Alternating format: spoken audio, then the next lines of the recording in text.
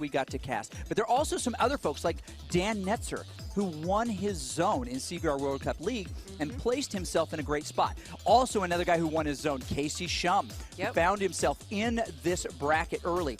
This was an incredibly hard race because it's Watopia hilly forward. 3 laps. Yes, you hit that crazy climb early on, and these guys came to play.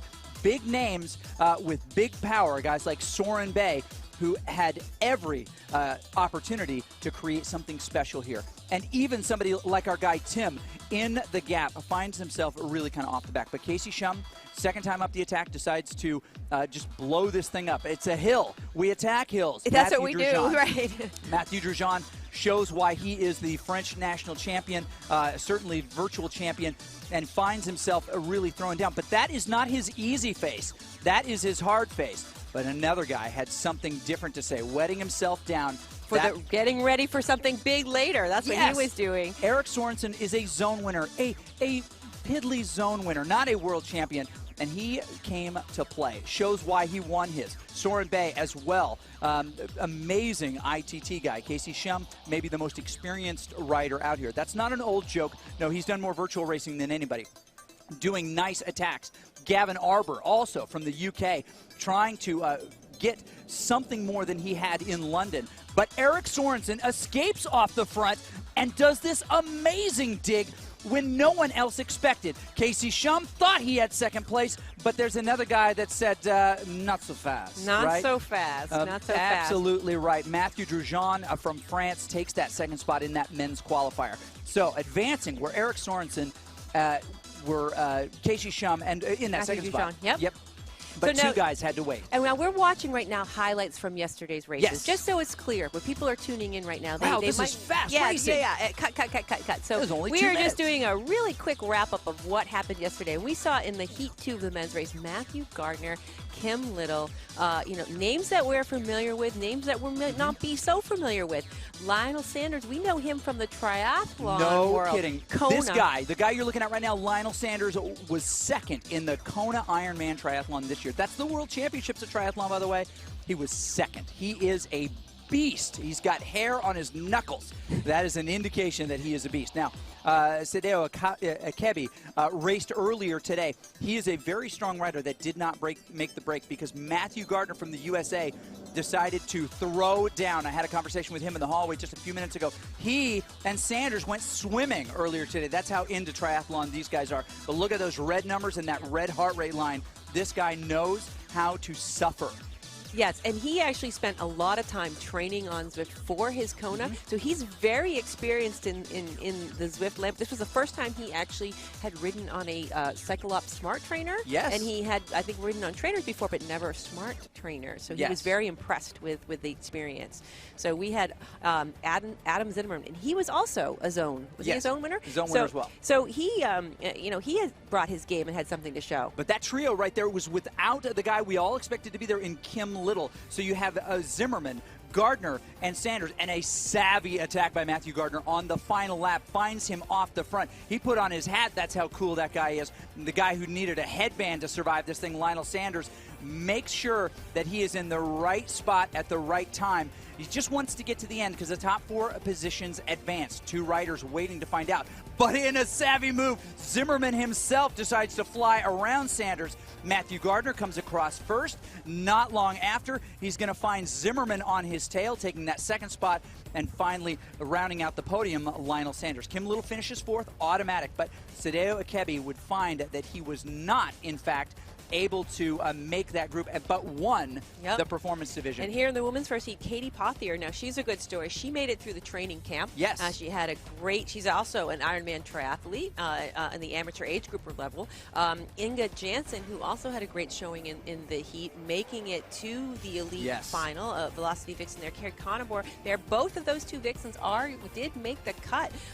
They stayed strong out of the gate. Carrie did not repeat what she did in Paris and held on. And stayed with the group and showed the rider she was. She was the winner of Paris Performance. Absolutely. She has something to prove today. So we'll see how she fares in the next heat. Alison Kubota, her first time here at CVR World Cup. just had that nice smirking grin the whole time, working hard in the front. And then Inga coming over the top saying, "No, you're not going to drop me on the hill, Allison. You're not going to you're not going to and Carrie smiling away through her pain. Oh my goodness. And then of course, now Esther Meisels. Oh, we saw her first race here at CVR World Cup in the Paris event, and she is a strong rider. She did well in Paris, and yesterday she crushed. Yes, she did. She crushed as well. Now we got a group off the front there. Dr. Allison Kubota makes that group her own, but Esther decides at the end she wants a little bit more than everybody else. Jumps around Allison and is the first to cross the line, and that gives her the win that she was looking for in Paris. She wants to repeat what she has done before. Dr. Allison Kubota, the Vision cyclist, finds herself also on that podium. Rounding it out, Carrie Conaber, the most incredible story. We'll touch on her again, Inga Jansen and Katie Pothier. And Katie, who made the cutoff to elite with her the fifth fastest time. Well, looky who is here. We've got Beth York in this highlight. So what happened at the beginning of this race? Oh, it went off like a sprint. It was the fastest start in the history of racing that I've done. I've been racing on Zwift for a year and a half now, and that was the fastest start. Claudia just dropped the hammer out of the gate immediately, and we were chasing her down. And, you know, we had Holly in the heat. We just saw her race earlier, showing what she's made of. She didn't make the break on that. It ended up being... Look at that gap. Yeah, if you're on the wrong side of that gap, it's a tough, tough spot. We see Liz on the wrong side of that gap, and she was amazing in the finale of the women's race earlier. That's right. That's right. But, you know, the smiles there, you know, we had a lot of cheering there, and that was, I think I just come back from my second time being dropped. Yes. Yes. Yes, two-time drop, fought it back. But Claudia looked so relaxed. She just set the pace for this race, and she went for a run earlier, is what I heard. Goodness. You know, well, I'll tell you what, you and your teammate did an amazing job here. We are calling you Beth Lazarus York because you came back from the dead multiple times, but you had a teammate in this, and Jennifer Reel had to contend with two different, of course, Team Velocity Vixen folks in this. Claudia Bering was kind of in her own little, she may have actually been in a completely different dimension. Hard to tell at this point. But the quartet continued to work together. As you climb that hill together, you managed again to come back from the dead and stay on. I hope that you're going to repeat that today. I hope so. I hope that you can make maybe others come back from the dead. But in the end, those folks are the ones who advance. And as we look forward to this, I think it's important. We glossed over it just a little bit ago. Two riders had to wait until the end of the second race to find out, am I going to advance or not? Because fastest time was what added the other two riders. So 4 from each of the heats yesterday become the top 8, but we raced with 10. So it's the two next fastest on course, and Gavin Arbour from the UK and Soren Bay from the Netherlands had to wait. They had to wait hours, and it was painful. Soren Bay said to some folks he was talking to, I mean, he just felt like he had thrown away his chance. And I expect in this men's race, Soren Bay has got a second life. And what you can do with that second opportunity is what's special. He's an incredibly strong racer. Yes. So, and that's like one slight difference between the two heats, right? Because they see, you know, you're kind of victim to, you know, when you're in the second heat, you're able to kind of say, this is, that's nerve-wracking. It is. So now we've got. Yeah, we're getting close. And for those of you who are you know, regular esports connoisseurs, you're familiar with the idea of Swiss play, which is what you do. You play a game, and then the next game is somebody with the same exact score. So eventually, at the end of the season, you have 0-8 teams playing each other. You've got a chance for a little success, or at least better competition. That's what this has turned out to be, right? The top riders from each of these brackets move forward. It becomes Swiss play in a sense. And so we saw the performance bracket, but these are now the elite brackets. Yeah, now, and we have Hunter standing by because there's two ways to get here today. You can get here through the league and participating in the zone play and being a bracket winner. Yes. Maybe a special invite, you know, like a Lionel Sanders. Or, yes, you know what? There's another way. The third way that we haven't talked about before we go to Hunter, and according to the internet, you can also be a no-talent blowhard like us, and you can sit right here on this desk and say that. Well, that's true too. You could also, but Hunter is talking about the athletic way of approaching here. Yes, so athletically. So there was a training program designed by Hunter, and some of those riders who is a is not a no-talent blowhard. He's a talented blowhard. Yeah, he is. Hunter, back over to you. What do you have for us? Oh, you guys are just so funny. Oh, he can hear us. He can. Absolutely. No, hey, the other way to get here is through the training program. And what we put together is a way for anybody to jump in. You get for $79, you get an 8-week training program. I wrote all the training programs. There's all kinds of different ones to improve your FTP, your functional reserve capacity. We've got the spring season coming up. It starts on April the 2nd. We've got a spring training plan as well. So it's time to sign up right now. What do you get for this, and what do you have to do? How do you get here? Well, how you pay your $79, jump in the training plan. You have to do 5 group workouts. You do the workouts if you want to. If you have your own coach, you want to do whatever. But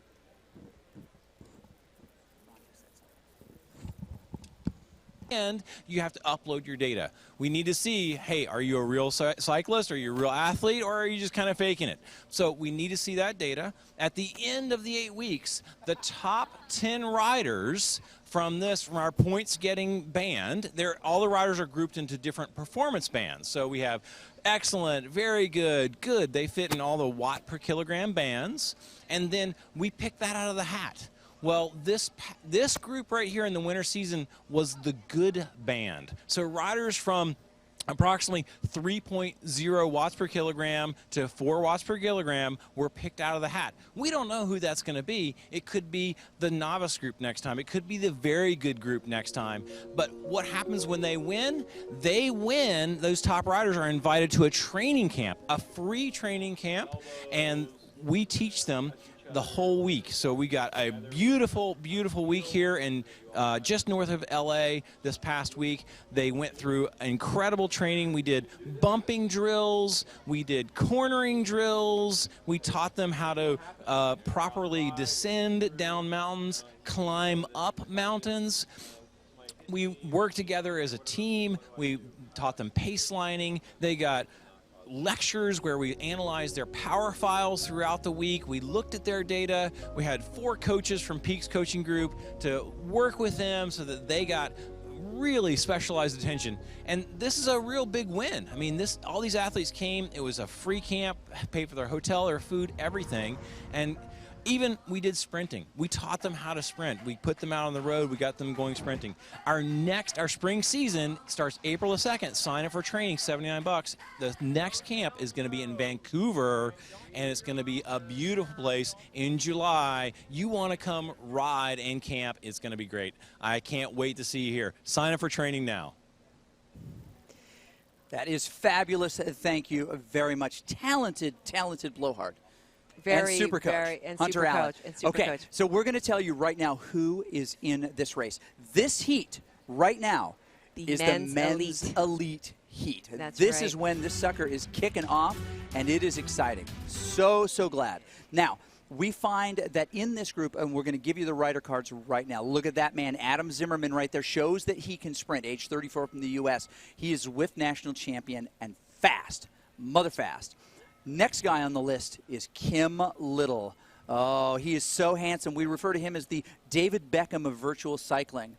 Team X, I think he smiled. He heard you. Yes, he did. He gave you the Beckham look right there. Yeah. Hey, brother, maybe face on there. This guy, Lionel Sanders, in the 3rd spot, reigning UTI long course triathlon world champion and second in Kona. Yes. Just recently. Yep. Amazing. And Gavin Arbor, we saw him in Paris, and now we're seeing him again, earned his way here to the elite heat, just CVR performance second in Paris. So he is a veteran here at CVR. And he is so grateful to be in this. And his flag, by the way, was England, Dan Netzer, showing you why he belonged here. No one counted him in, and he was in that top 5 and really found himself in a great spot yesterday. Also, in this race, we've got Mathieu Drujon, the Frenchman. We know very well. We do. He was with us in Paris. He had a great showing there as well. And one thing you might not know of him other than the winner of the French national champion lifetime. I mean, all of these amazing accolades. He's also a magician. He is a magician, yes, and you're going to see some of his magic tricks yes, a little bit today, I'm sure, all on the kinds climb. of things from his sleeve. And then Casey Shum, a Yes. crowd favorite. Yes. So Casey has been doing a lot of casting for CVR. He's been Yes. involved with the Zwift racing for a long time in the CVR World Cup League, and he is one to watch. And he's brought his he's in fighting shape right now. He's got a bag of tricks right there. We were Yeah. calling him Loki yesterday, and I would have to agree with that. Eric who surprised everyone by going into beast mode. He can transform from cyclist into wolf and back again, and he did that on the climb. We'll see if he's got any of those. The full moon is here. Soren Bay, given a second chance from Denmark to get in there. He is the Zwift Danish national champion. Again, underscoring the world nature of this CVR World Cup major. That's right, all over the globe, everyone raced. And then Matthew Gardner from the United States had an incredible race yesterday. He and Lionel, they were all at the front, and he brought it to the line in his heat in first place. So now he's going to be racing the other top guys from the other heat. So Matthew is third place Zwift Nationals for the United States, yes. and fastest accountant on Zwift. He is the so fastest tax accountant. season. We can hit Matthew. Yes, yes, we can.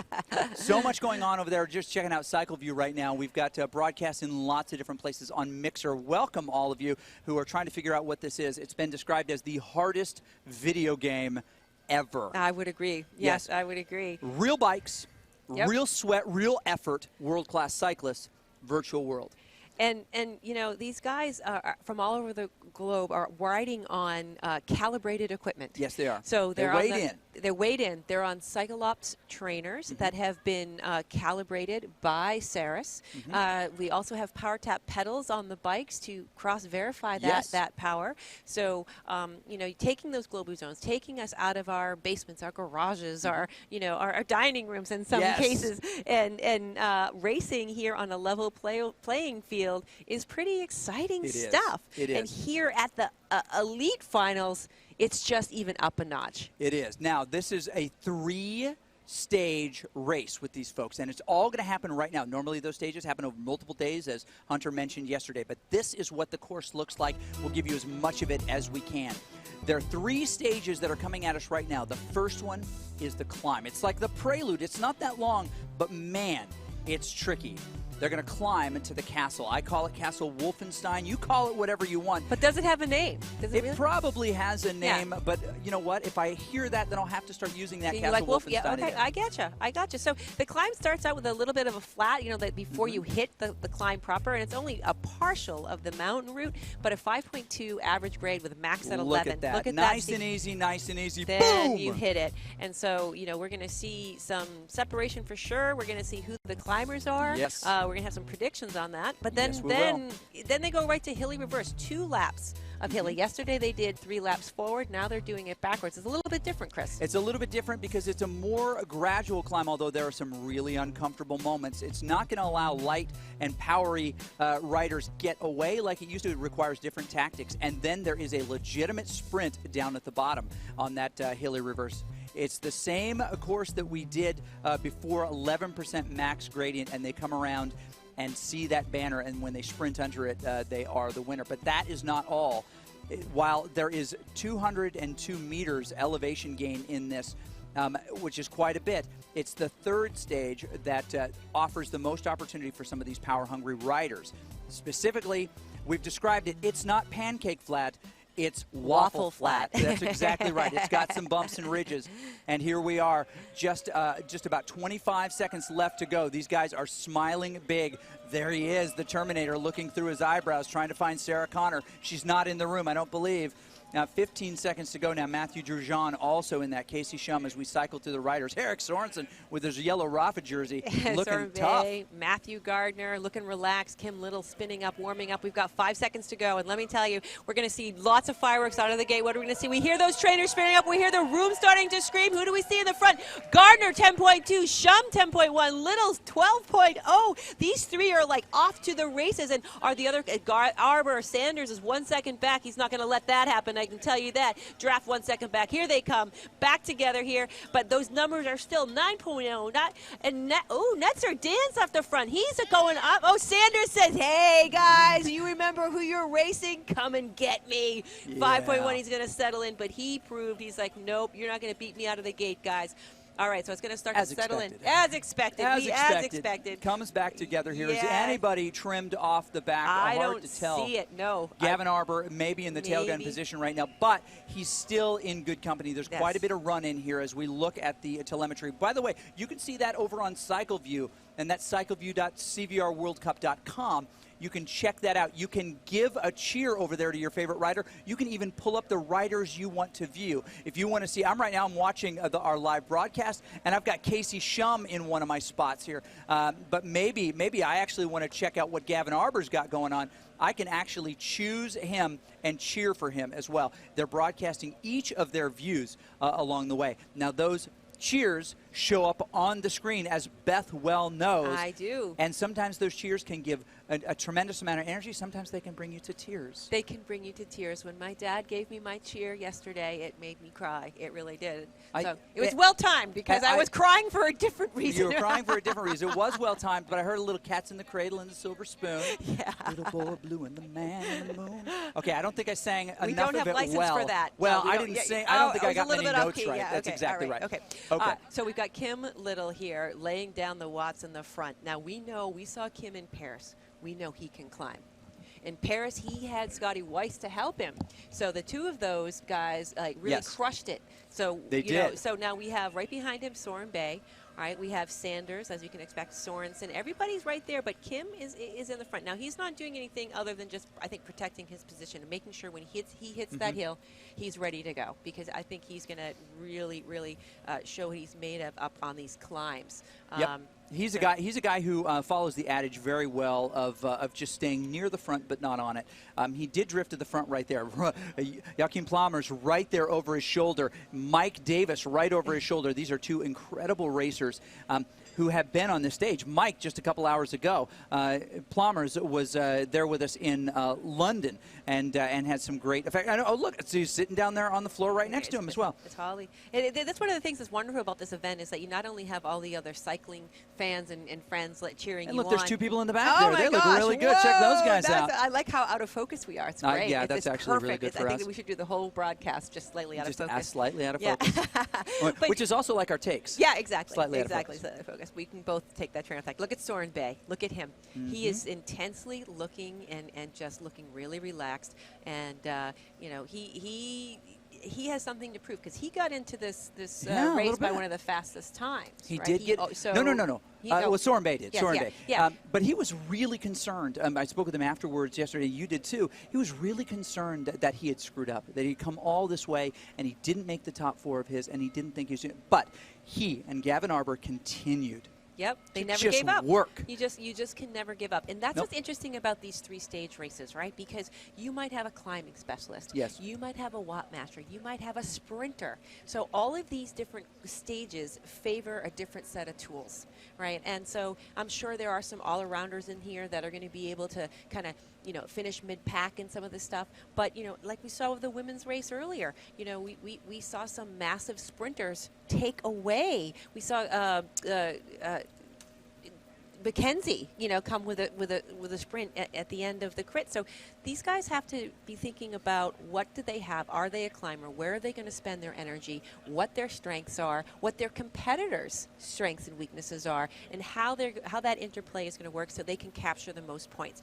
Each of the stages carries a point value. The first place 20, the second 16, the third 13. So you have 3 chances here with a reset, more or less. Right, and we see right there that guy Jesper Anker in the goofy shirt there, Zwiftaholic. He's pointing at the screen, and he was telling Matthew Gardner, Matthew, that's a screen right there. Those are pixels. That's pictures right there. He was telling him there. Matthew I think Gardner, he's getting some tax advice. He's an maybe accountant. a little maybe tax he's getting advice. some tax advice. He's like, I'm starting this T-shirt Right. thing. I've got Cycling Hub. No and, kidding. You know, Is this a 1039 Yeah, right. or what is this? And Right. Matthew, help me out. Matthew is focused entirely on this climb, and in a minute here, we're not going to be telling many jokes because things are going to get crazy. You make a good point that the moral of the story is you got to stay in this thing, right? Yes, you do have to stay in this thing. Okay, a little kick right here. Somebody may be trying to test the legs. We see some orange coming out, which means it's going to spread like a virus. That kind of power tends to move through this elite peloton very, very quickly. Every one of them into those orange numbers. That is plenty high. That's probably more than you and I can do at home for as long as these guys can do it. Matthew Gardner and Kim Little still trolling the front. They have not broken away from this. They may feel like they have, though. From their point of view, you don't see those other riders around them as much. But Kim Little sitting very near the front, Gavin Arbor staying in the group. This is a big, big spot. As we look through these riders, if you want to know how much work they're doing, well, certainly look on their faces, but also take a peek at what's happening in their heart rate. That's the upper left-hand corner. It's the number and the power, by the way. That's the big white number. The bigger, number next to the heart, I bet you can use the iconography to figure that one out. It is their heart rate. And look at this guy. His heart rate is super low because he's a Terminator. 700 watts and 144 From the future. What is Lionel Sanders doing? Yes, he just came out of a time warp, completely naked, jumped on a bike. He put on a kit, and he's now climbing up this hill faster than anybody else. He's got some gaps on these guys of meters now. Those meters are going to turn into seconds, except for one guy at least, Matthew Giroux, except for Gardner, another guy. And then Kim Little. They all said, no, you don't. No, you Exactly, don't. coming right around. So this is an interesting dynamic because sometimes you just see someone power away and keep on trucking, but these guys are like doing some attacks. These aren't gentle. Okay, Matthew Gardner gets attacked right over the top. Who? Lionel Sanders, of course. Not very far behind him, we have the Vision rider. That's Dan Netzer. Who dat? We don't know. Dan Netzer says, none of your Dan business. We are going to do this my way. He loves this. And we've got Giroux in the French flag right behind him there. Blue, white, and red. Not to be confused with red, white, and blue. You see another national championship jersey right behind. That's Soren Bay. That's how you can tell these guys. But the Vision rider starts to fade. You know who doesn't fade is Gardner. This is probably the last really punchy section before they hit this bridge. And it's going to back off a little bit. But the question remains, and now is probably the right time to look at it, where are guys? The telemetry will always tell you this on CVRWorldCup.com. It'll tell you exactly where those folks are, and you can see what's going on. Casey Shum is not in the picture for me right now. He's a little bit further back, but he's hanging on to the back of this. Oh, my goodness. Tongue out, head down, arms hairy, because he's a real man, you know. Yes. And they're coming across the bridge strung out. When you see a long line like that, what does it feel like? Oh, it feels like, why can't I close this up? But it's basically people are starting to feel the pain. They get strung out like that, and they're at a chance of being dropped if they're not careful. And it happens in a heartbeat when you start to get stretched out like this. So here's a little part where it does ease up a little bit. They might have a chance to kind of tighten it back up. Kicking around right there. Who is that? Is that Kim Little on the attack? Hard to tell from this angle, but we see the cockpit view. No, Kim Little is a little bit further back, wearing the Union Jack on his back. Didn't mean to rhyme that, but I do it all the time.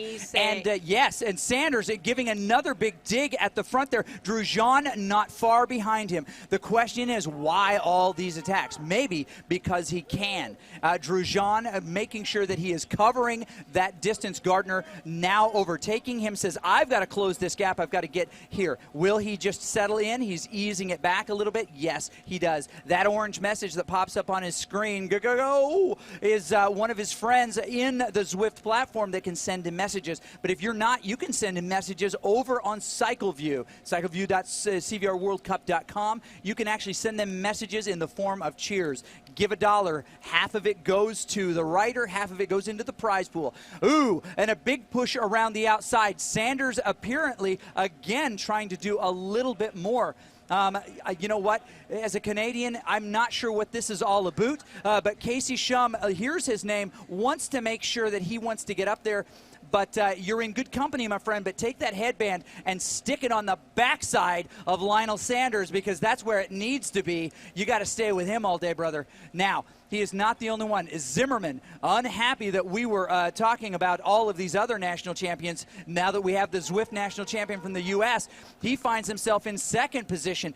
They are just leapfrogging each other. This is like 9 guys standing outside a bar, taking turns, punching each other in the jaw. What is going on? Lionel Sanders may be getting away at this point, Beth. Yeah, you know what? 2 seconds right now. 2 seconds gap on that. 6.2 watts per kilogram. He does not look to be letting off the gas at all. And I wonder if he's just trying to break this away and say, I'm not attacking, guys. I am leaving. I am leaving the party. Bye. That's right. Leave before it's over. 2 seconds. 2 second gaps. Now, he can grow that. No, it looks like Adam. Oh, they're breaking up a little bit. But you know, Lionel is used to doing long efforts, yes. right? Yes. And he has an incredible amount of power. But how long can he sustain it? You know, this is a different format for him. This is a very different format for him. I'm afraid that Lionel Sanders may have just seen blue and red lights behind him because he's riding that bike like he stole it. That's right. He's leaving 7 right seconds. now. 7 seconds is the gap, and it does not look like it is going to come back. He is coming through maybe the most critical part. The other riders like Zimmerman, as they look up the road, he is starting to disappear. He goes around these corners, and a rider out of sight is a rider out of mind. Although he can see the time gaps on his left, sees that he's in second position, he knows that this guy just took second at Kona. That is swimming a bajillion miles. That is riding over 116. That is doing a full marathon back to back to back. And this little thing that we've got here in L.A. may not be that tough for him. Although the look on his face, Beth, and all of that red ridiculous power tells me that maybe it is a little bit more uncomfortable. Well, he's pulling 6.1 watts per kilogram still, and he's 13 seconds ahead of Zimmerman, who has to at least match that. And then Gardner's right there, 15 seconds back. And, you know, how long can he keep this up? So can the other guys close it? Right now, the people that are in 2, 3, 4, those guys are going to be duking it out for points because they likely won't get enough aerodynamic draft to actually close it. They're going to have to make a solo effort to close that gap. They might take someone with them a little bit, but you know, they're not necessarily covering ground much faster as a group. So, you know, looks like Sanders has 17 seconds on Zimmerman, and he's still over 6 watts per kilogram. No kidding. Look at that. That is an uncomfortable position by Adam Zimmerman. My goodness. No offense, brother, but you look like hot garbage. He's got to try to stay in front. But look at that guy. Most people don't know this, but he's from Canada, and because those guns are out, he knows the concealed carry law is here. He's got to wear a tank top because those guns, my friend, have to be registered. He is throwing it down. Those ride-ons falling into his pocket won't weigh him down a bit. Zimmerman definitely wants that top spot. This is an opportunity maybe that Lionel Sanders can get more advantage out of this. Once we get into aerodynamics in future stages, and other people can benefit from the large group, not just the hill, maybe something else. But we see Zimmerman now trying to come around Gardner, or at least jump on his wheel. Gardner in the green jersey just in front of him. You see the stars and stripes on the back of Zimmerman as the U.S. champion for Team Draft. He's got to stay with Matthew Gardner. These guys know each other's wheels very well because they were involved in the race yesterday and were there to the bitter end. Now, Zimmerman did manage to sprint around. Gardner won that race. Sprint around our guy, Lionel Sanders there. But now he has become unhinged. Unfortunately, he's on the escalator going the wrong direction. It's like losing mom at the mall. You're going up, she's going down. She's leaving you. She's going out to the car. And that's the case. Mommy Gardner right now telling Zimmerman, you know where you're supposed to be. And he's coming up to the castle. It looks like these top three have decided themselves. Lionel Sanders probably already off the bike in the castle, kind of touring around. Coming. Well, maybe not, right? But he has secured that. He's going to come under the archway. That is the finish line for the castle. He's going to come under that archway. He's going to have a little bit of break before he's obviously made the cutoff, but he's going to have the most amount of rest, and maybe that's part of his strategy. Looks like Matthew Gardner is second, and then Zimmerman. And if we can go back to say maybe Zimmerman, take a look at Zimmerman's view so we can kind of see the rest of the riders coming up. There's Adam, and he's coming across the line there, and a little bit further back is Dan Netzer. Right. So, you know, And here comes look at this. Dan Netzer, the pain on his face, trying to come around, and will. Matthew Giroux falling further and further behind. Dan Netzer, worn out. No offense, brother, but you look like Toledo Torpedo. Oh, my goodness. That is not a good place to be. But he did manage to come around Giroux at the very end there. Taking some points there from Giroux. I mean, that's a really gutsy move. That's going to help him. Giroux 5, 6, 7, 8. Into he's got to get a little bit of warm up. That pain face is unbelievable. We'll give you this finishing order in just a couple of minutes. Dan Netzer taking a little bit more of that cool down. I don't know why you want to cool down while you're climbing, buddy. I sure don't. In a moment, they're going to come back to us at the desk here, but you can see the body language, Beth, in this camera angle. Those guys just wore themselves out. Soren Bay slipped back a little bit, but he stayed high in the group. The thing I was really surprised to see was Kim Little was sitting in that 9th spot coming up at the end with a few-second gap between he and that long line, which showed together, but there were little 1-second gaps here and there. I mean, there was a long, thin, painful line.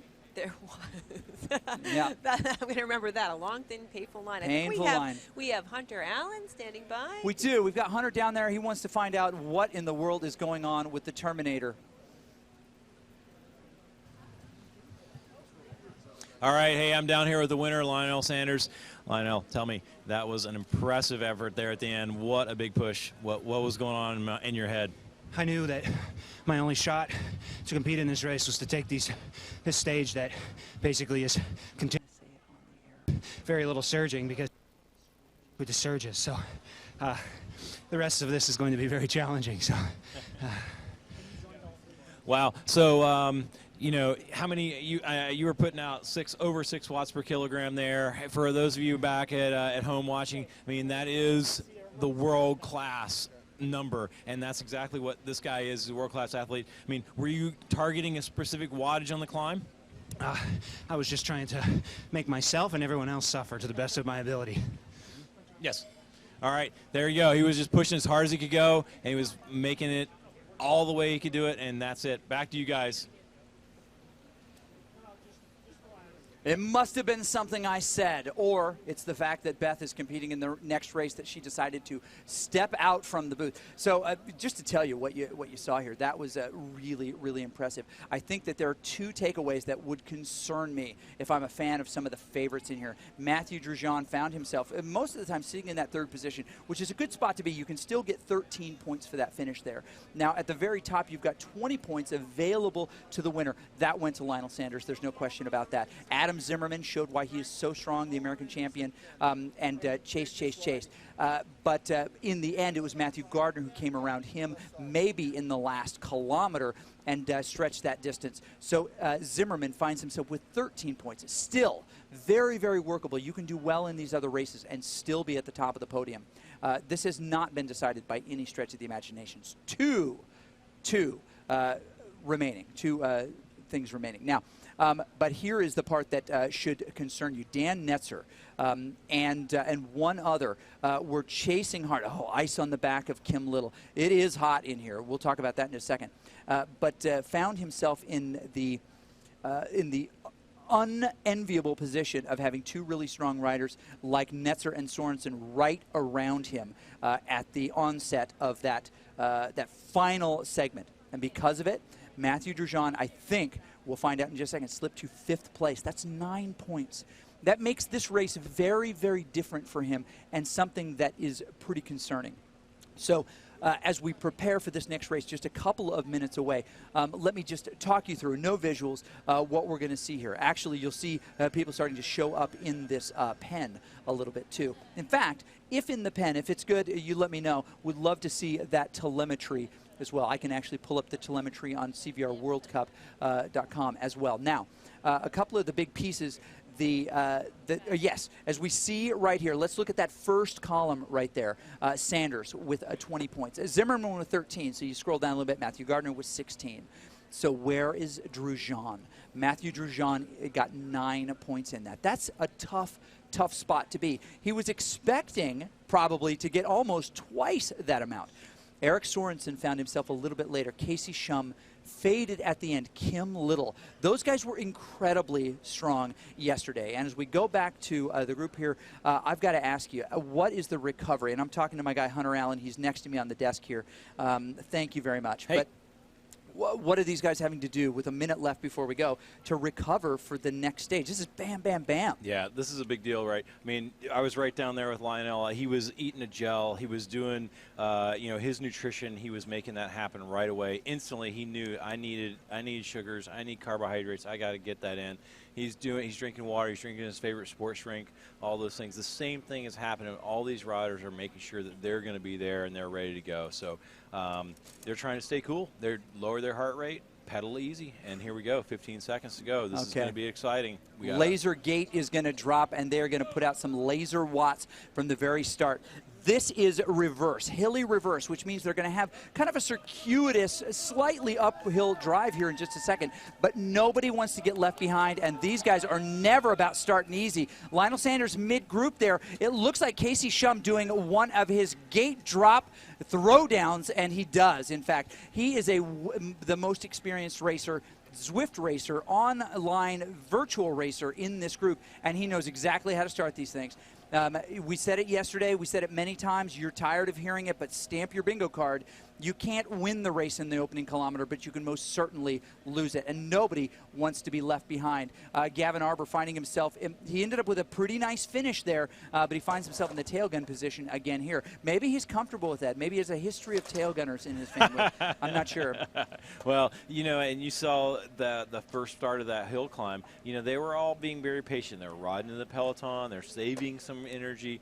I think we're going to see a little bit of that here. Now that we've got started, we've got up to speed, everybody's going to sit in. They're going to watch each other. They're going to wait for the fireworks on the climb. This is going to be a very tactical race. I have a feeling we're going to see attacks. We're going to see hard efforts. We're going to see we're going to see attacks on the downhills. It's going to be big punch on the front here. Right here. No kidding. What is going on the front of this race? Hard to see from this angle, but Gardner is not going to get caught behind. We've got another rider in there, actually not part of this group, which can happen sometimes. You can pop into one of these groups. But he finds himself really digging off the front. That's Lionel Sanders again, hearing those sirens, seeing those lights. The police are behind you, man. Go, man, go. He is riding that bike like he stole it again. Now, you'll notice the Vision rider Netzer behind him. Nathan Guerra, team commander for Team Vision, not very far away from him, cheering him on. Dan Netzer trying to catch on to this. There's a rare opportunity here for Dan Netzer to get in a break. Maybe he's going to be able to do it. Zimmerman, a second behind him, wants to do it. But you got to close that gap now, man. Maybe this group can come back together. Lionel Sanders is not really known for laying down permanent watts until he hit that climb. But maybe this is his opportunity. This is a long, long slog here. Yeah, and how many attacks does he have? I mean, that's the big question. One right? more. The correct answer is one more. Well, if he's got one more and they can't respond to it, then I mean, again, that's going to be the thing, right? He's a steady state guy. He may not have more attacks. He may not have that repeatability that you really need for bike racing. He said that in the interview. He's like, I'm worried about this. I don't have that bursty nature. But if he's got 10 attacks, 15 attacks, he can do that 10 or 15 times more. He's going to crack these guys wide open. Eric Sorensen in high school, most people don't know this, voted most likely to have a bursty nature. So, and there he is. Seriously, he's got that, that mandible unhinged. He cannot be bothered with a working lower jaw. That's Eric Sorensen, who won yesterday's qualifier, one of the qualifiers at least. That is right. He has gone all the way back to Precambrian caveman. He is trying to get as much oxygen in because he needs to stay in this group. And there are lots of folks who are incredibly good at this ride. I don't think anybody is going to break away. There's nobody who is dramatically more talented than anybody else. This is a race of attrition. Look who you've got there. You've got Casey Shum. You've got Gavin Arbor right in the mix there. Lionel Sanders sliding to the back a little bit until he hears his name. He goes Terminator mode. Here he goes. He's going to make things crazy right now. It's raining on Watopia. We did not see this in the forecast. They may stop the race. They will not stop the race. But somebody else decides to go off the front. Who could it be? Kim Little, no. Kim Little is trolling the front, making sure that he's right there, making sure that we don't get any of these also-rans that are just kind of out on the course in the group now. One of the things that I know that Zwift is working on is the ability to privatize some of these events so that you can just add the people that you want, almost like a team queue. You can invite your buddies to a workout or to a ride and limit the participation. I think that's coming, but this explains exactly why you want to do it. You cannot mix esport. You cannot mix world-class riders and bring them all the way across the world and have any schmo, no offense, but I think your name actually in-game is schmo. You can't put yourself in that spot. They're certainly not in the room with us. Those are the riders we're going to pay close attention to. You won't hear another mention about the others. Adam Zimmerman, so far in the box that he was blurry on camera. That is some serious Chris, business right there. That is amazing. These guys are really riding hard, and you can see, I mean, by the look on their face here, they're under a bit of stress. And one of the things, I mean, we saw, I mean, Adam is an incredible athlete. Matthew is still smiling. This guy, we're going to call him Smiling Matthew from now on. Yes, he is. I mean, he is incredible. He's just come out from nowhere. He's just having a great time. He's smiling, he's talking, he's chatting. He's really not under a lot of stress, which is exciting to see. And you know, I think he's got a great shot. Dan Netzer, hey, he's one of my favorites. He's from Virginia. He's my home near where I live. He's a great guy. He races all the time in the local events. So he's excellent. Look at the sweat on Casey's face. Just dripping down. Joachim Plomer's over his shoulder, just, you know, taking advantage. I hope that you're catching some of that Casey Shum sweat and putting it in a vial for me, because I think it might make my plants grow. Either that or turn into wicked monsters. That could happen too. They're in a rainy environment right now, but I don't know if you know this, but Dan is such a good bike rider, Dan Netzer, that he can ride in the rain without getting wet. It's happening right now. He's riding between the raindrops, He Chris. is. He's going so fast. Predicts them. Exactly right. Absolutely. Yeah, no, these guys are doing great. I mean, this is really an exciting thing to see. Here's Kim Little on the front. You know, Kim is, again, he and Casey Shum, these guys race almost every day inside Zwift. I mean, they are racing, they're running, they're in the Tuesday League. They race, they have fun. I mean, I don't even know if they have real jobs. These guys just want to race all the time. No kidding. They do have real jobs. That's what makes this so incredible. Here's what I like. You see a tapestry of flags on their shoulders. Those are the Zwift national champions of those. Yes. These are the best virtual cyclists in the world because they won their nation's race. You see America, the United States, you see France, you see Great Britain with Kim Little in this, you see Norway in this. Soren Bay, there he is. Yep, no kidding. And they are all together.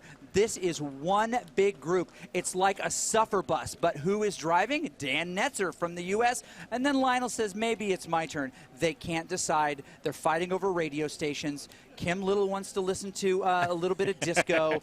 Matthew wants to listen to some easy rock, and it's hard to tell. Well, I'm thinking robot Lionel there. He's going to listen to some heavy metal, I think. No kidding. He is gonna, look at that. He's already got the heavy metal turned on. He is going to push it here. Again, he's got to be careful, though. I mean, again, if he starts burning these matches and he doesn't have that many matches to burn, I mean, that's an unknown. That's what's so great about this is we don't really know him. This guy is one of the best triathletes in the world. He told me he's racing in 2 weeks. Big attack coming from Matthew Gardner, finds his way to the front. That is exciting. Sorensen right on his wheel, trying to go with him. But they're not going to have it. Casey Shum says, by the way, as we come by Hanks here, it was hard to see in the rain, come under these monolithic statues here. Casey Shum knows exactly what part of this course he needs to attack and is very comfortable doing so. He's done it. Hold on, let me check. Carry the one. 6 million times he's come up this climb. And he knows everything. Look, Ma, no hands. Also, look, Ma, no water. Get me some is what he's saying right there. I can read lips. Puts his head down. Right. He needs that aerodynamic advantage, even though he doesn't have aerodynamic advantage in here.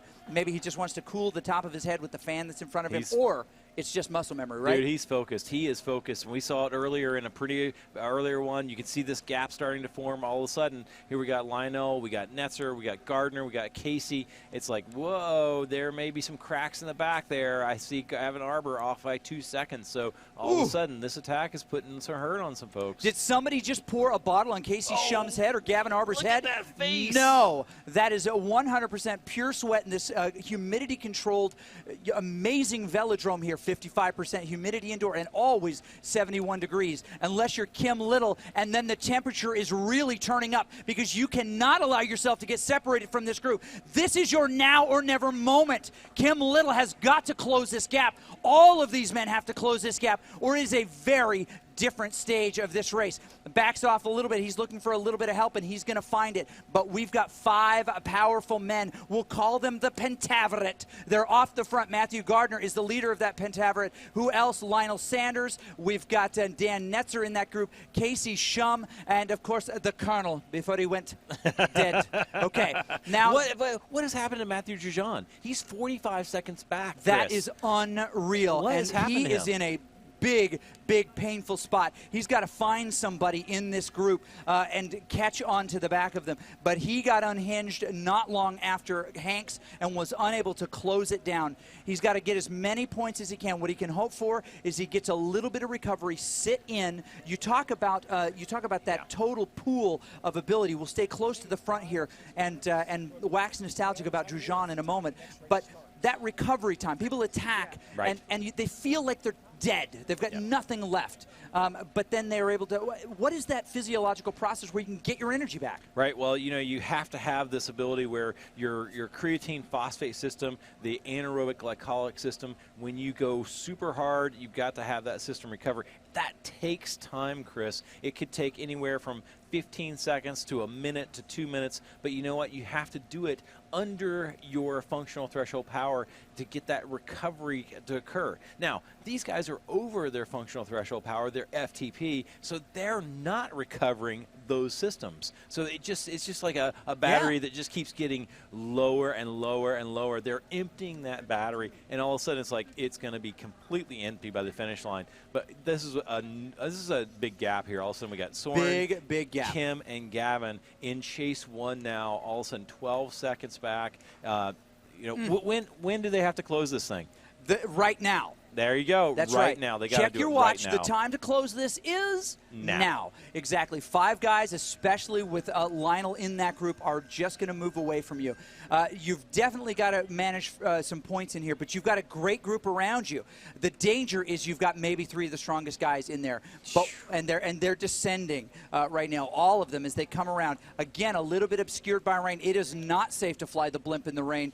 It is a magnet, of course, for lightning. You got to get that thing on the ground. Let's land it in Watopia no City explosions, Center. please. Please, no Hindenburg. Speaking of explosions, how's that for a segue? Lionel Sanders about ready to retire. In fact, they're going to take that headband that he's got, they're going to take it out back, and they're going to shoot it because that is the humane way to dispose of one of Lionel Sanders' headbands. He puts on a new one. This one probably doesn't even have a lap in its lifespan. He's got a little vending machine of headbands out there. I think he's got fans. He's handing them out to the women out in the crowd. I mean, Yes, he's just he throwing is. them out like Elvis, No I mean, kidding. This guy, I mean, he is the man. I'm not going to lie. I would take a sweaty Lionel headband. I would squeeze it, and then I would distill it, and then I would turn it into a powdery TMI, substance. Chris, TMI. Okay, TMI. I'm sorry. I Back just to need the a little race. Lionel Back to the Sanders race. Stay focused. testosterone and mojo for my own writing. Now, and yeah, the folks on social media already were saying, what is that guy talking about? You don't even know now. So Sanders, they're at the front of this 5-pack. They're coming around 1 lap to go, 5.7 miles to go here. You've already seen this course because this is the section that they came through. Coming through that start-finish line, they just passed the pier. They're going to stay together. But if Lionel Sanders does what he has done before, only 18 seconds back, Kim, Gavin, and Soren, you still have a chance to catch this. But you see 4.0. 4 watts per kilo. Right, Kim wants to hold his position. Soren is in that group, and he can help. Gavin is in that group, but how much help can he give? Hard to tell. Yeah, it's tough. I mean, you can see that they're definitely drafting. I mean, there is a definite effect of the draft, and somebody's got to pull at the front, but they're not making the effort that needs to be made. I mean, they have to just go all in if they want to catch that group, and they're not doing it. Yes. So, I mean, I think they've given up at this point. They're just going to let that gap be what it is. I'll be very surprised they bring it back. Oh, my gosh, do we have Lionel going off the front again? Yes, this we do. Guy is just going like he did again. last time. Exactly. Lionel just testing his legs. Maybe what he needs to do is he's just not burning enough calories. He's concerned that he may not get a big dinner tonight like he wants, so he's got to work a little bit harder. The guys behind him, Shum, who was pouring water out of every possible pore, is doing everything he can to stay on it, and he looks like hot garbage. No offense, Shum, but you do, and that is just an uncomfortable place to be. Shifting his body weight around, moving his hands around, moving his upper body, not the most efficient way, but you know what? You've got to find some way to get comfort in the discomfort, and he's trying to do it right now. It looks like this is just a 4 block now. It looks like maybe Zimmerman, okay, in the group still. It looked for a moment like we were going to lose one off the back, and it doesn't look like that is, in fact, going to happen. Soren Bay. You see he's 4 seconds adrift. He's 4 seconds adrift.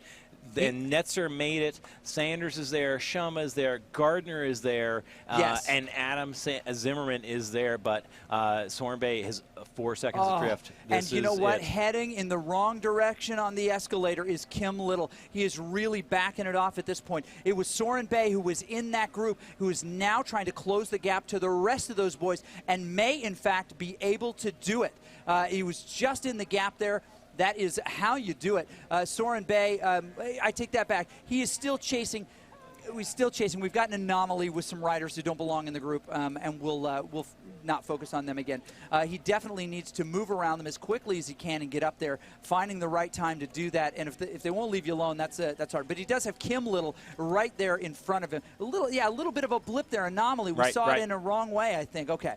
I'm feeling more comfortable about what we're seeing now because I'm a little bit confused with that magic trick that happened at the front with Lionel Sanders. Right. And it looks like we got Shum, Netzer, Zimmerman. They're all in the front with Sanders. So we got a group of 4 there. They're solid. They're working really strong together. And maybe it's a group of 5, right? So we got Casey, we got Lionel, and we got Matthew and Adam. They're all there together. I'm really surprised that Casey's there, to be honest. I mean, this guy, he's good. He's good. I didn't know he was this good, though. Yes. I mean, wow, world class here. We moved him from tier good to this good, right? He is riding incredibly well today. He must have eaten his Wheaties this morning. There's no doubt about it. He is riding super, super well. And, at this point, here we are. We're getting close to the finish line. I mean, it looks like this is 4 miles away. 4 miles away, right. What's going to happen? Well, they're going to come around. They're still in the S's right now, which it tends to be this roller section. There's a lot of strategery that has to be put into play at that point. Casey drifts to the front. He's all smiles right now, but I warn you, my friend, Lionel Sanders, who is never smiling, is about to take a little sip of water. Right? He's going to reach down there. Most people don't know this. In his bottle right there, he has ground up children's bones as part of his drink, his elixir of life. Lionel Sanders, a lot of people also don't know this, is 800 years old. Yes, he's been walking the planet for many years. He's inhuman in this case. And he is about to maybe try to torture these boys. But Casey Shum, who's sitting on the front right now, belongs to be here. They've got to be smart.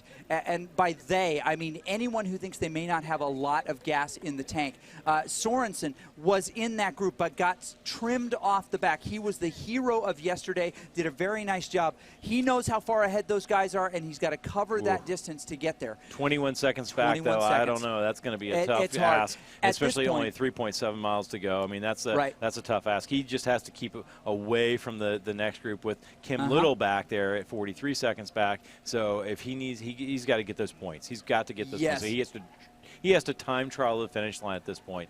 That's where it is. Still unhinged on Eric Sorensen, doing everything. It's a time trial effort for him. He's not going to catch those guys, but he cannot get caught by the trio behind him, which includes 3. I just want to classify this freaking strong dudes. Yes, right? absolutely. You've got Kim Little, Soren Bay, and finally in that group, where did he go? Gavin Arbor. Yep, Gavin Arbor. He's in there too. Now, who do you like for the finish here? I mean, we've got. Okay, we know that Lionel is not the greatest sprinter in the world. He's a triathlete. We've got Dan Netzer. That guy can sprint. Yes, we got Adam can sprint. Casey can sprint. We got Matthew. He threw down big time yesterday. I'm kind of putting my money on Matthew right now. Yes, and as you look at the telemetry right here, you see where Eric Sorensen is in relation to course. He's going to come around this corner. There are going to be moments where even though he's 20 seconds back, he's going to be able to see that dark spot in the horizon. And I don't mean just dark spot because of the color of their jerseys. I mean like dark spot. They're in a dark place. That is another dimension that you do not want to be in. Is it like a black hole where things get sucked into? Oh my goodness, yes. Hopes, dreams, aspirations. That's right. Lionel is the guy who's going to just eat those. So as he comes up over the bridge here, he's going to be able to see those guys in the distance. But up ahead, just 20 seconds, we're about to see the real action take place. Lionel Sanders on the front, already pushing. But he is not going to have control of this thing once they come up and over the bridge, because some of these other guys, this is the chase group, Gavin Arbor, Lionel Sanders, they're going to come by Hanks right here, the defunct service station. We don't need service right now. Well, the service we need is a tow truck right back up to Lionel Sanders. Here he goes again. Here he goes again. Is going big. 8 watts per kilogram, 9 watts per kilogram. Now, what's going to happen here is he's going to have the ability to really punch this. He needs a good minute of nonstop power here to maybe ride some of these guys off his wheel. Casey Shum is in a bad spot, but those other guys really come around him quick. This is where he may underestimate them. Yes, he has top-tier power, but those guys can punch much bigger. And I'll tell you, in a fight, all you need to do is land one really good punch that takes away the belief of the person you're fighting that they can win it. Look at Gardner. The guy is smiling. Matthew's smiling. Gardner, he's smiling like he's not even hurting this guy. Yeah, I mean, he's coming up to the top of the hill, up to the monolithic statues, and he's smiling. He's smiling. I don't know how he is smiling, because this just in, Matthew Gardner's chamois just filed for divorce. It wants out of this terrible relationship, and I don't blame his chamois in the least. Okay, these guys digging. Again, Lionel Sanders with another attack over the top, but 500 watts is not going to hold off the likes of Gardner and Netzer and Shum. Those guys can do those watts, my man. They may not be able to do them for 4 hours, but they can definitely do them for a minute or two. And here's the dangerous part. They can probably do a few more watts than you. He knows that if this comes down to a sprint finish, one of these guys is going to take his lunch money. Yeah, it absolutely is. And he's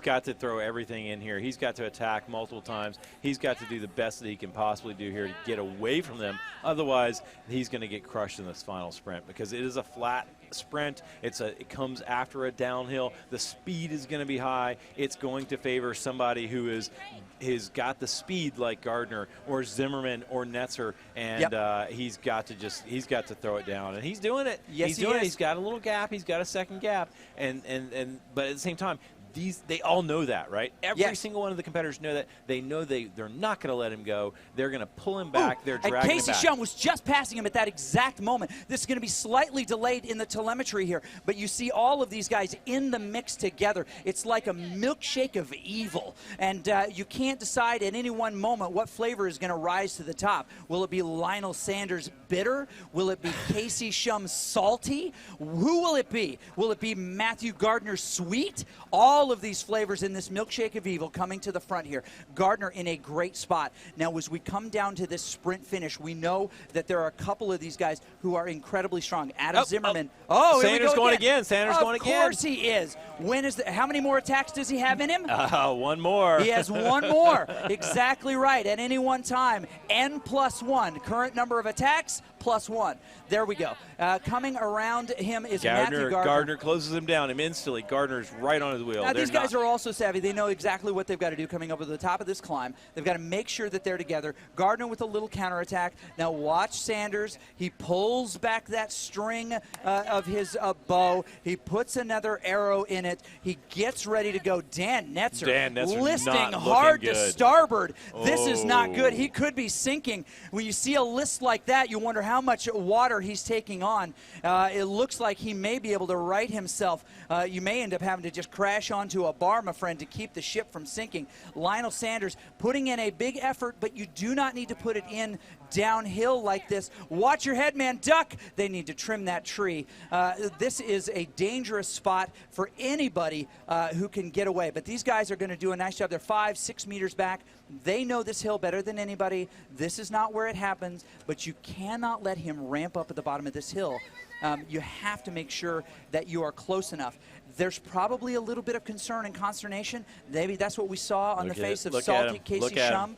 Yep. They're trying to get Arrow. They're trying to get Arrow. Yeah, right? Yeah, exactly. Physically, they're trying to get Arrow on the right. They're trying to go down the hill, right? And that's what's so exciting about this. This is a downhill. Sanders goes again. Sanders goes again. This was the dangerous spot I was talking about. He's trying to get away from the front, but he's not going to be able to do it because right on his wheel is the American champion, Adam Zimmerman. And if my money is on anybody, I am pushing it all to red, white, and blue, and that is Adam Zimmerman in this sprint. He's going to put himself in a really smart spot. The only thing that can break him up, in my opinion, from winning this sprint, although Casey Shum could do it, is putting himself in a spot that he doesn't have the distance to capitalize and cover that. You got to get maybe third wheel, my man, maybe fourth wheel in this case. Real quick, who's your guy? Gardner, he's the man. He's got it. He's got it. This Gardner's guy is looking good. He's already in the drops. He's ready.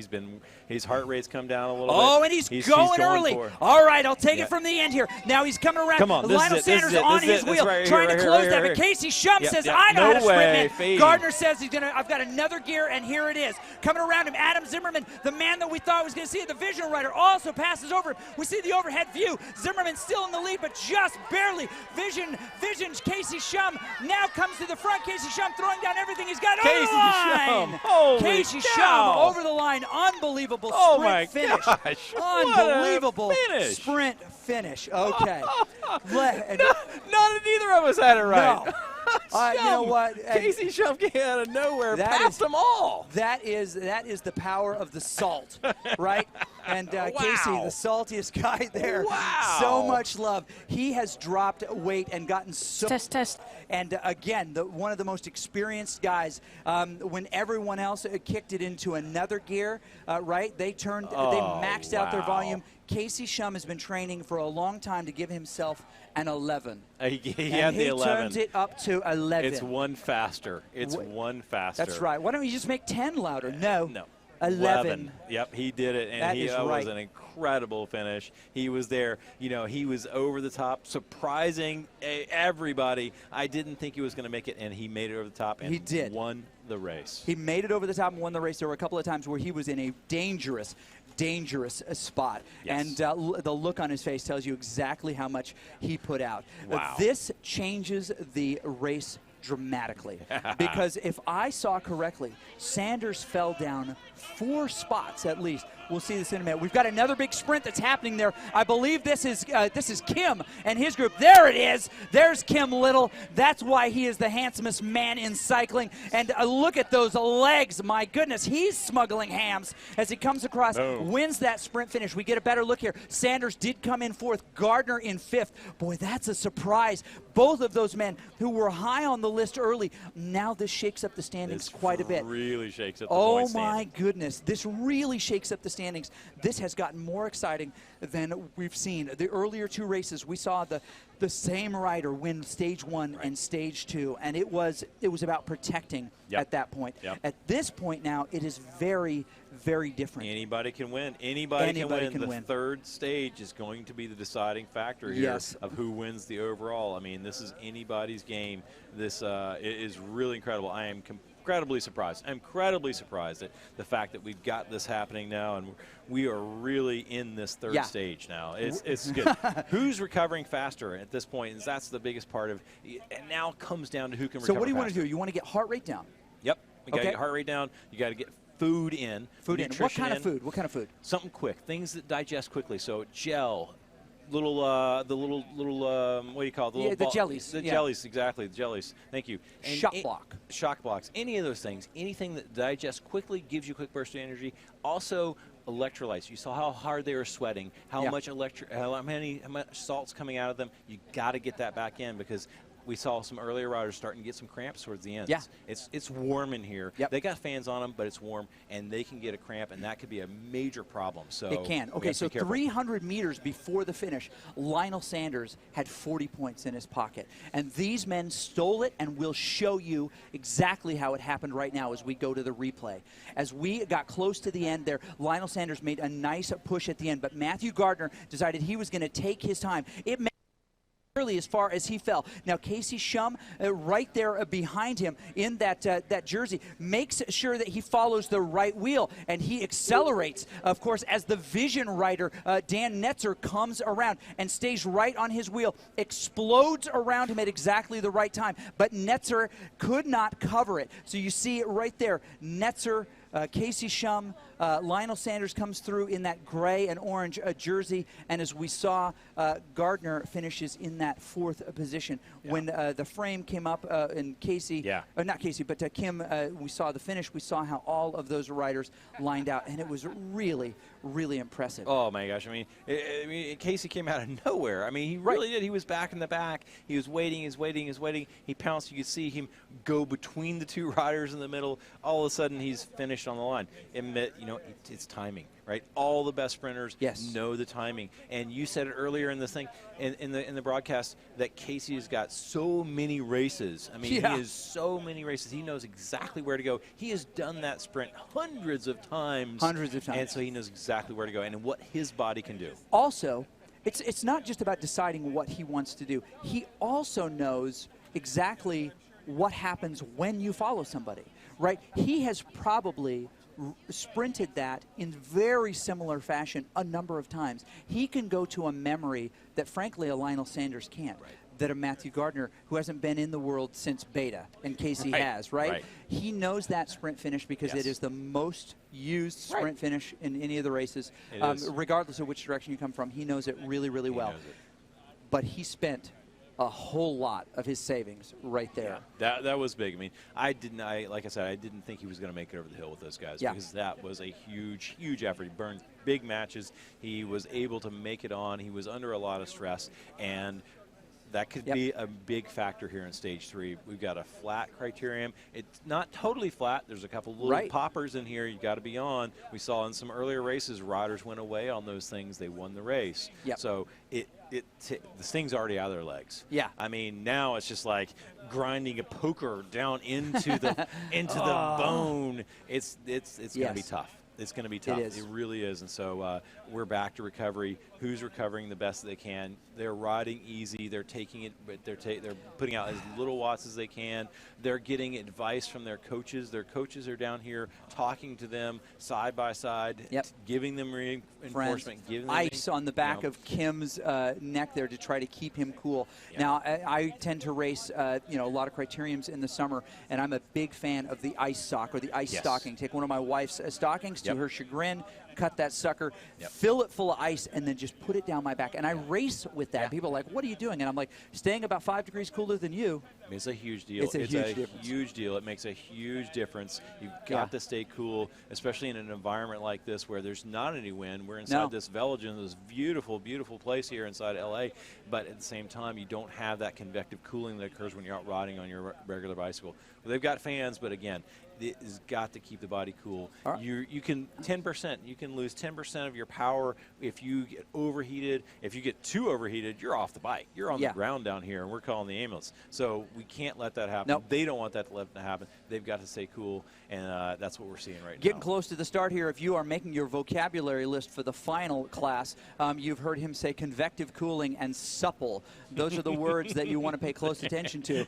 Make that into a haiku later on. If you can make that into a haiku and put it in the Facebook or the Mixer chat, so many people engaged in this race. It is outstanding, and it's great to see this men's elite final.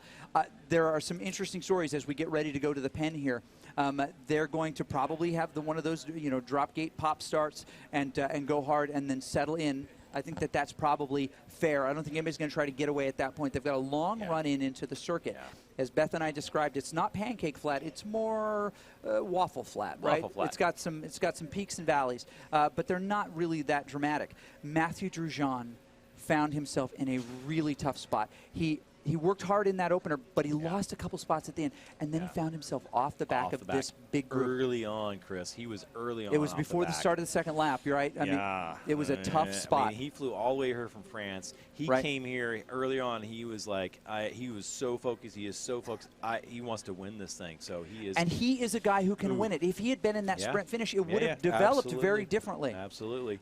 So here we go. We got 15 seconds to go, and he's smiling. So he must have He's got some good recovery here. He's ready to go, and I think we're going to see something from him. This is his chance. He can win a stage. He could win the stage. Yes, he can. Okay, as this gate drops, tell us what you see, Hunter. All right, here we go. Here we go.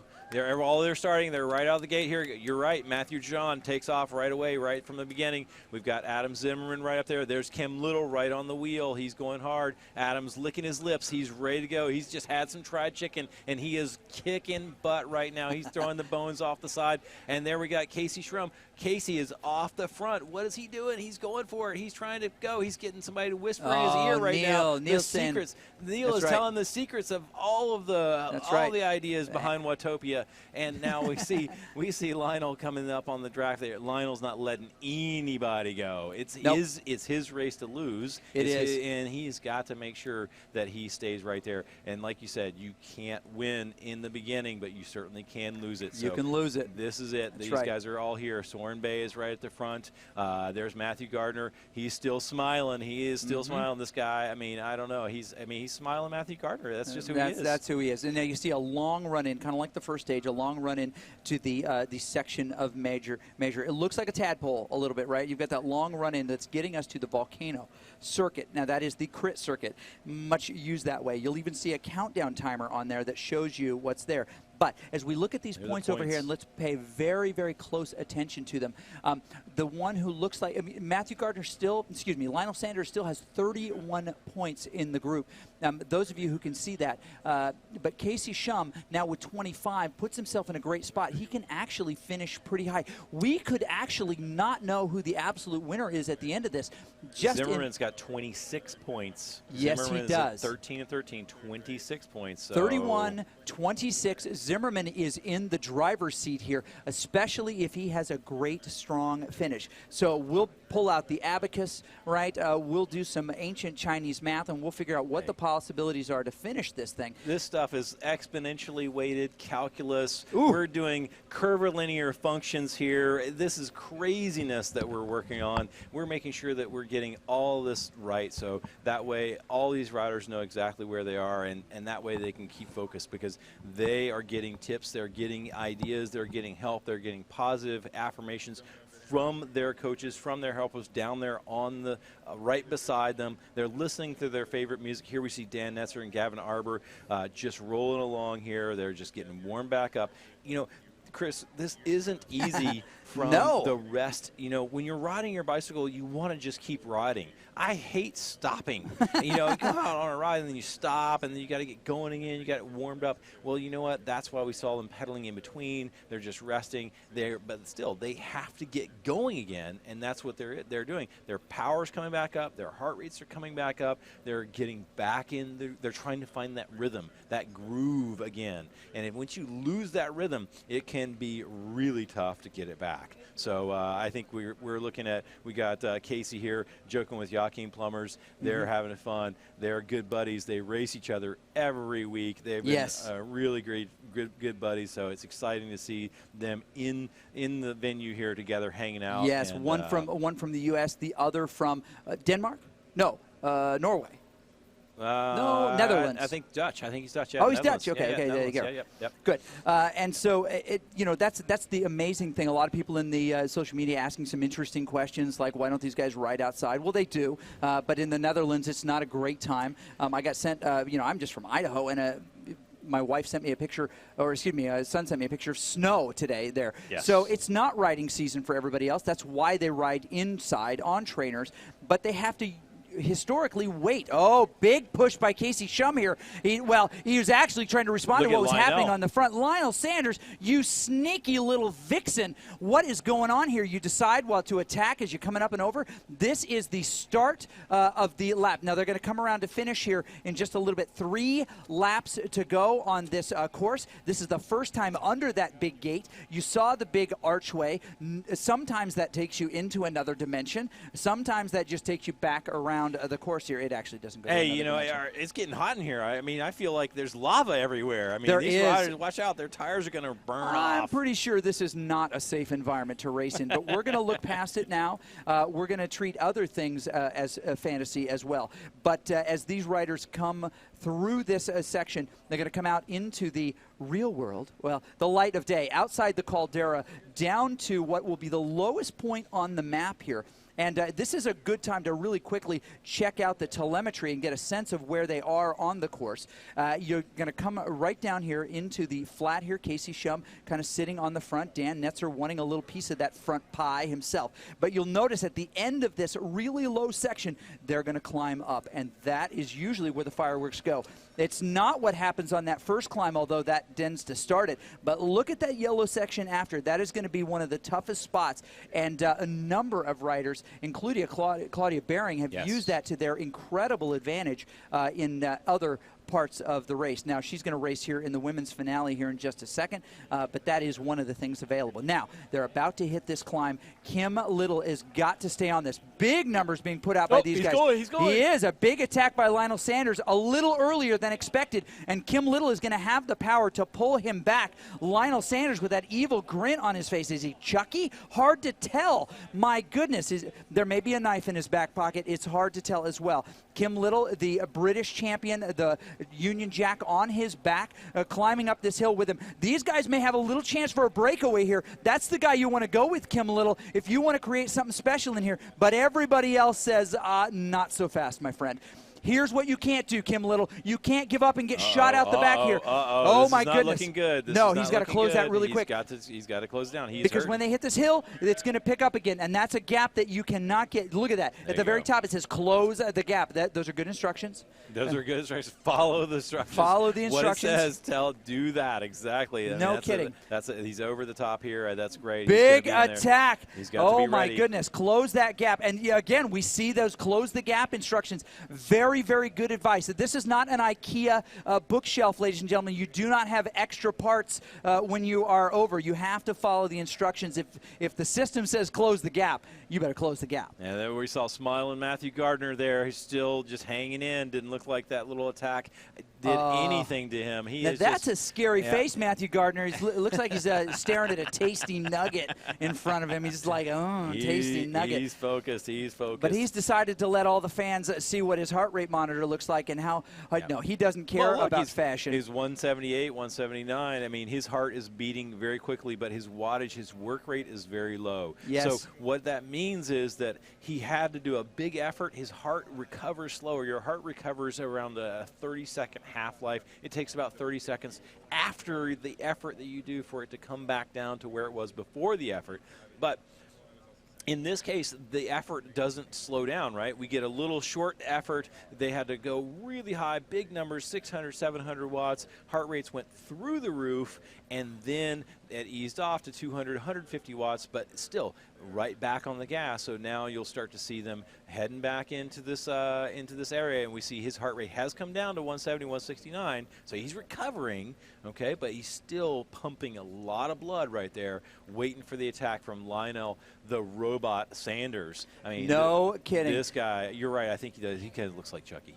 Yep, there are a lot of people out there calling for some steamed hams, and we're probably going to get it because we see moving up through the group there, Matthew Drugeon, who has cleverly kept himself in the mix here.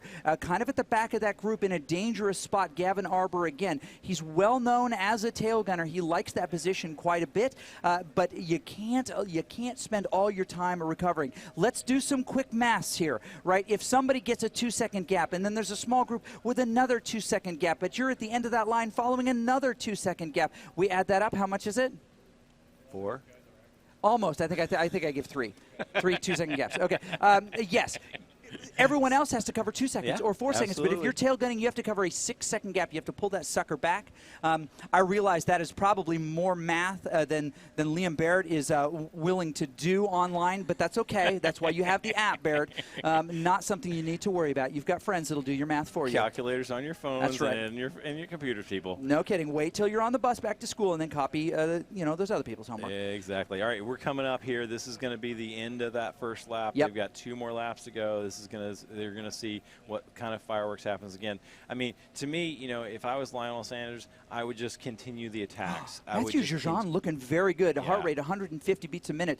The Terminator, Lionel Sanders, is going to have a lower heart rate. Yeah, I mean, let's ignore his that's not human, as we've already established. But of course, this is an inclusive race. We allow humans and non-humans like Lionel Sanders to participate. But Matthew Giroux in a pretty comfortable spot in the group, not in distress at this point at all. He finds himself in the tail gun position. Get out of it. Let Gavin Arbor have it back. But everybody is here, as we would expect in a crit type. But I would start to expect more people who want to create something for themselves, not just survive to the end and hope to surprise somebody with a great sprint at the end. I think that we're going to start to see people who have real interest in providing something dramatic, like Eric Sorensen, for example. Exactly. You know, he's got everything to win in a race like this by coming off the front. Yeah, I mean, that's what really needs to happen. You called it exactly right. I mean, these riders who don't have the points in the first two stages, they've got to go for it. They have nothing to lose at this point. They need to be attacking off the front and really animating this event, because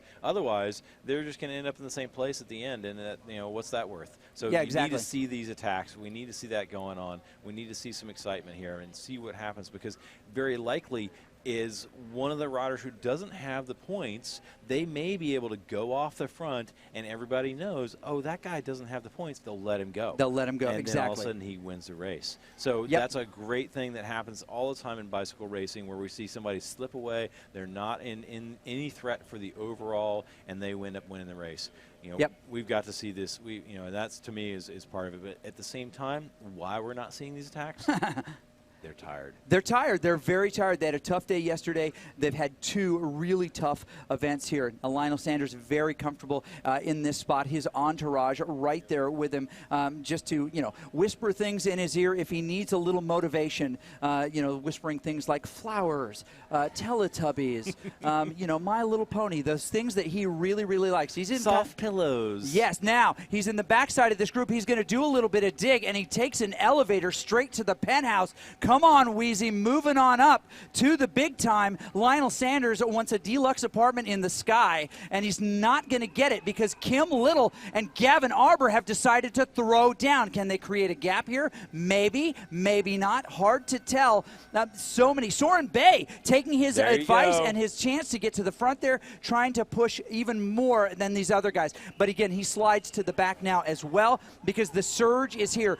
You could get trimmed off the back right here. This is the toughest section right here. I don't care what anybody says. That's the tough spot. And Lionel Sanders comes right around the top again and tries to, you know, make that happen. No, he's still going, man. The robot is still going. I mean, he is still killing it. Seriously, the Terminator says, hasta la vista, baby, and he leaves them behind. Wreckage in the way. But these guys are not going to let him get very far. He's going to have to hold that 500 watts much, much longer. But as we said, these guys are training differently. They're training as bike racers. They're training of those who have to have sprints. He has to train to just destroy the world or ride so fast that it spins backwards. Yeah, he basically just gets in the front and grinds people's legs into little nubs. Yes, he does. And that's really pretty much his nub strategy. Grinder. Exactly. So that's really what he's trying to do here, is just get to the front and take it out of everybody else as he can. But everybody knows this, so they're just jumping on him like a bee on honey. It is just instantaneous, and they're going to find the sweet right away and make sure they are sitting on that draft and not letting him get away. Jump on it like a bee on honey, or Kim Little on a chicken nugget, or I don't know, Matthew Giroux on Ryan Seacrest. I don't know. I can't come up with any more analogies. But Kim Little wants to show everyone why he deserves to be here. He had a tough spot in that first race. The climb is such a dangerous. I wonder what life would be like if this was the first event, or if this was one of the first events. You know, because there's so much possibility still for these riders, and someone like Kim Little, someone like Matthew Giroux, who race more of these crit styles, have that top end power. Casey Shum showed us what 1,500 watts looks like. Dear goodness. Yeah, huge. And no it's like, kidding. And a reminder, everybody, I mean, this is like up for grabs here between 3 or 4 people. And so all of a sudden, I mean, this could really shuffle the overall. Casey Shum offended that I said 1,500 watts. He said it was much higher than that. I don't know, man. The lights like glowed a little bit hotter in here. We weren't sure what was up. And then everybody looked over and was like, oh, it's Casey's watts. He's putting it down. But he's got to stop listening to us and respond to another Lionel Sanders attack. There is a policeman waiting nearby with summons. He is now, I think that's 4 or 5 different tickets for assault. He's going to be charged a little bit later, arraigned this afternoon, but that arraignment may be on the top step of the championship here because he has a real chance. This is the last time that they are going to come under this arch as friends. Well, we could say that they're probably not great friends at this moment. Gavin Arbor doesn't like anybody right now. If his mom came to give him a kiss, he'd tell her to go away, but it says 1 to go. Gavin Confetti. Arbor. Oh, look at that face. I mean, Mick Jagger has nothing on that face. He has really got a face there, and that means suffering is happening, and he's back on. He's trying to stay on as much as he can, gritting his teeth, holding on for dear life, and that's how hard these riders are riding. They have pushed it to the limit. They are absolutely on the edge. They know they've got 1 lap to go. They know the pressure's on. They're feeling the nerves, right? Even though they're in the race, you still get a little bit of nerves going inside because you know that at the same time the finish is coming up and they all want to win. And if nobody gets away, it's going to come down to a big field sprint, and it is going to be really, really challenging for some of these riders. Holy smokes, it is exciting. Here we are now. We're heading out of the volcano back into the light of day or the dark of day, depending on where you are in the race and what telemetry you're looking at. Lionel on the front there. He is still pushing it. Hey, did anybody tell him there's a draft back there? You need to get a little bit of rest back there? No draft for him because he's going to destroy. Things are about to get crazy go nuts right here. It's so nuts. Now, he's in a spot that he likes to be. He attacked from this position last time, took that elevator all the way to the top, and then attacked over the top. But this may be the point where people start to empty their tanks, and we see who is really vying for this, because anyone who thinks they've got a shot is going to be as aggressive as they possibly can. There, they let him roll to the front. Maybe that's a Trojan horse. Here's a little gift, Lionel Sanders. You can have the front of the group. But in a moment, there are 9 dudes that are going to pop out, not with swords, but with angry, salty faces like Casey Shum's, and try to get him out the back, because this is the guy that they need to beat. Adam Zimmerman is going to be nice and up at the front of that group. But here they come up the big climb. What's going on here? Man, they are going for it. They are attacking. This is the last chance that they have to really try and create a gap, put a hurt on somebody in the group to take the sting out of those legs so that it doesn't come down to a sprint finish. There's Matthew Gardner. He's still smiling, but he is going hard. 618 watts. Oh my gosh, this is incredible. They are really pushing hard here. We're going to see some tired boys after this race, and there we go. We have who's that right there? We've got Soren Bay is up there in the front as well. He's been strong the whole time. He's gonna be a factor. But it's Netzer who's really instigating at this point with Lionel Sanders on his wheel. This is what is going to happen now. Dan Netzer taking his chance. He wants an Eric Sorensen moment where he rides away, but these boys are not about to let him do it. They don't trust you, Dan Netzer, and neither do we. Those guys are going to come around, but he's still got a big sprint in him. The guys who are in contention here, Lionel Sanders may be a big sprinter. Casey Shum is still trolling around this area. He's got his head down. Oh, look at that. Is he calling his shot? He could be doing confident. It. Oh, my goodness. He knows how much of bandwidth he's got at the top. But Matthew Giroux is there. Oh, my goodness. He has come back from the dead, risen, and he could be coming. Maybe he's a cadet. We don't know. But they're coming back around to this big, big finish. When we came back inside, I mistakenly thought we were coming up to the big finish. I don't know why I'm whispering, but all of these men are still there, including Matthew Giroux. 1.5 kilometers to go. That's a little over a mile right there. That is not far to go, and these guys are really, they know it's going to be a sprint finish. There's nobody getting away from this point.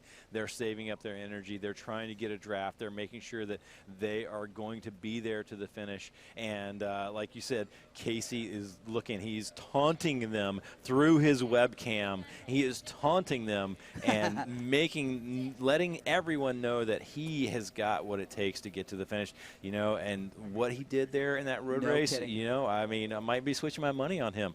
You know what? I think we're going to start to see something happen here.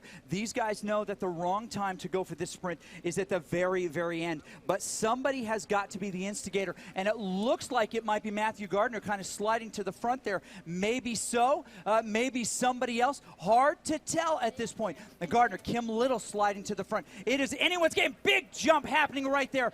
Gavin Arbor also in that group trying to make things happen. Matthew Gardner sitting in, trying to troll the front, but he's sliding backwards, heading the wrong direction, even though he's got that orange jersey. He's got some jerseys. But Matthew Giroux throws down that wicked, wicked attack. The guys pull him in really quick. He's got to get his feet up real quick, get that spinning, and he does. He jumps right back in. Soren Bay on the front of that, but quickly passed right there. He's coming around. Unreal. Then we've got these other guys. Dan Netzer chasing in the group right there. So difficult to tell what's going on. There we go. Netzer also in that group. Zimmerman right on his wheel. Kim Little trying to get something more out of this group. I think Kim Little is the one to watch on the front. Casey Shum comes around him at the end. Unbelievable coming around. Adam Zimmerman, he's going to hold this to the finish. I think that he is. Right behind him, Matthew Giroux, Soren Bay, Casey Shum. 1, 2, 3, 4 coming across there. Dan Netzer appears to come in 5th. Gavin Arbor in 6th. Lionel Sanders in 7th position. He did not want a sprint finish, and we see why. Yep, it was out the back right away from him. He just doesn't have that explosive nature in him. He has got incredible watts where he's over the top and just steady state nature, but when it comes down to the sprint, he was definitely at a disadvantage. He played his cards in the race, and it just didn't work out for him. And if it's at all possible, we do not have, we'd love to see the telemetry at this point. We realize they're no longer on traditional course in that sense. But if we take a look here, this is unofficial at this point, but if these stand, that is Adam Zimmerman at the top of your podium, Lionel Sanders in that 2nd spot, Casey Shum just a point behind right there in 3rd place. Dan Netzer in 4th, Soren Bay 5th, Matthew Gardner, Drew Jean with an amazing recovery, Eric Sorensen very, very proud, Kim Little and Gavin Arbor rounded out in the points. If that stands, we'll get that in just a few minutes. Yes. But here is the deal. We look at 46 points for Adam Zimmerman, and let's count back up there. We do know that but Lionel Sanders finished in 6th position right there. Yep. And we see he got 6 points for that. But if he finished a little bit higher, he would have gotten 7. A little bit higher than that, one more position, he would have gotten 9th. If he would have gotten in 4th position, he would have had 11 points. That is dramatically different in an outcome, and it puts him in front of his guy. 3 spots changes the finish for Lionel Sanders here. An amazing performance, an unreal human being, if he is in fact a human being, Hunter. But in the sprint finish, this favored Adam Zimmerman. We haven't called his name a whole lot. He's been near the front, but not on it. And when it came time, he exploded around. Casey Shum still delivering a fine finish there. Ended up 4th across the line, but not as he predicted. That he would be in that first position. Maybe he's not used to that finish line. That could be different, right? He's got a different finish line there. There's also an added number. I mean, doesn't desperation give you 15 higher FTP? Absolutely. Yeah. How bad do you want it, right? The person who wants it the most is usually the person who gets it. So that was an outstanding effort by all. Super exciting. And, to me, the fact that, these guys are fatigued at a pretty high level here. This is a big effort.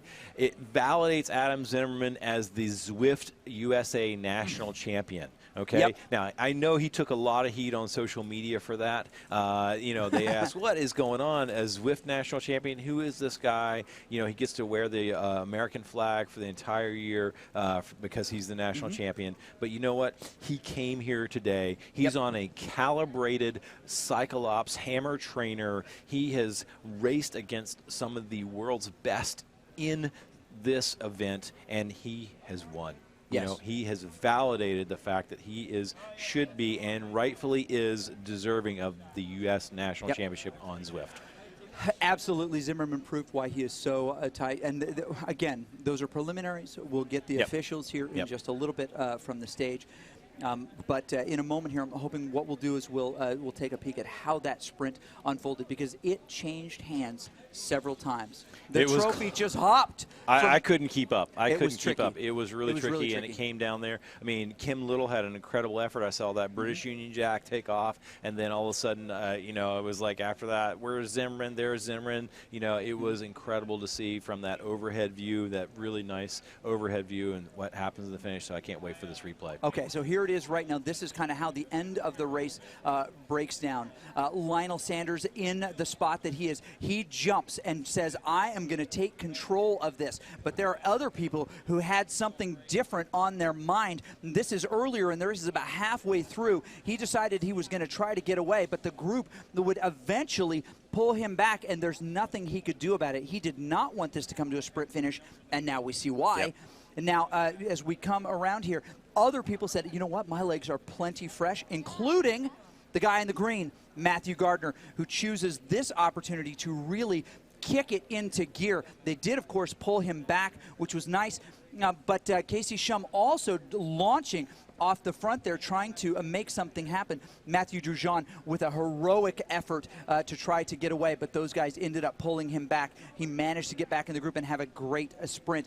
But as we came around with 0.3 miles, just a kilometer to go, Lionel Sanders again launches, but there are so many who wanted that spot, including Dan Netzer, who held the front for a brief amount of time before Kim Little took it away from him. Casey Shum gets around the outside, obscured just a little bit by the name, but Lionel Sanders trying to climb back in that group, and we see Giroux in the flag on his back come to the end. Soren Bay just barely edges Casey Shum, but no one was going to catch Zimmerman today as he comes up and through the caldera.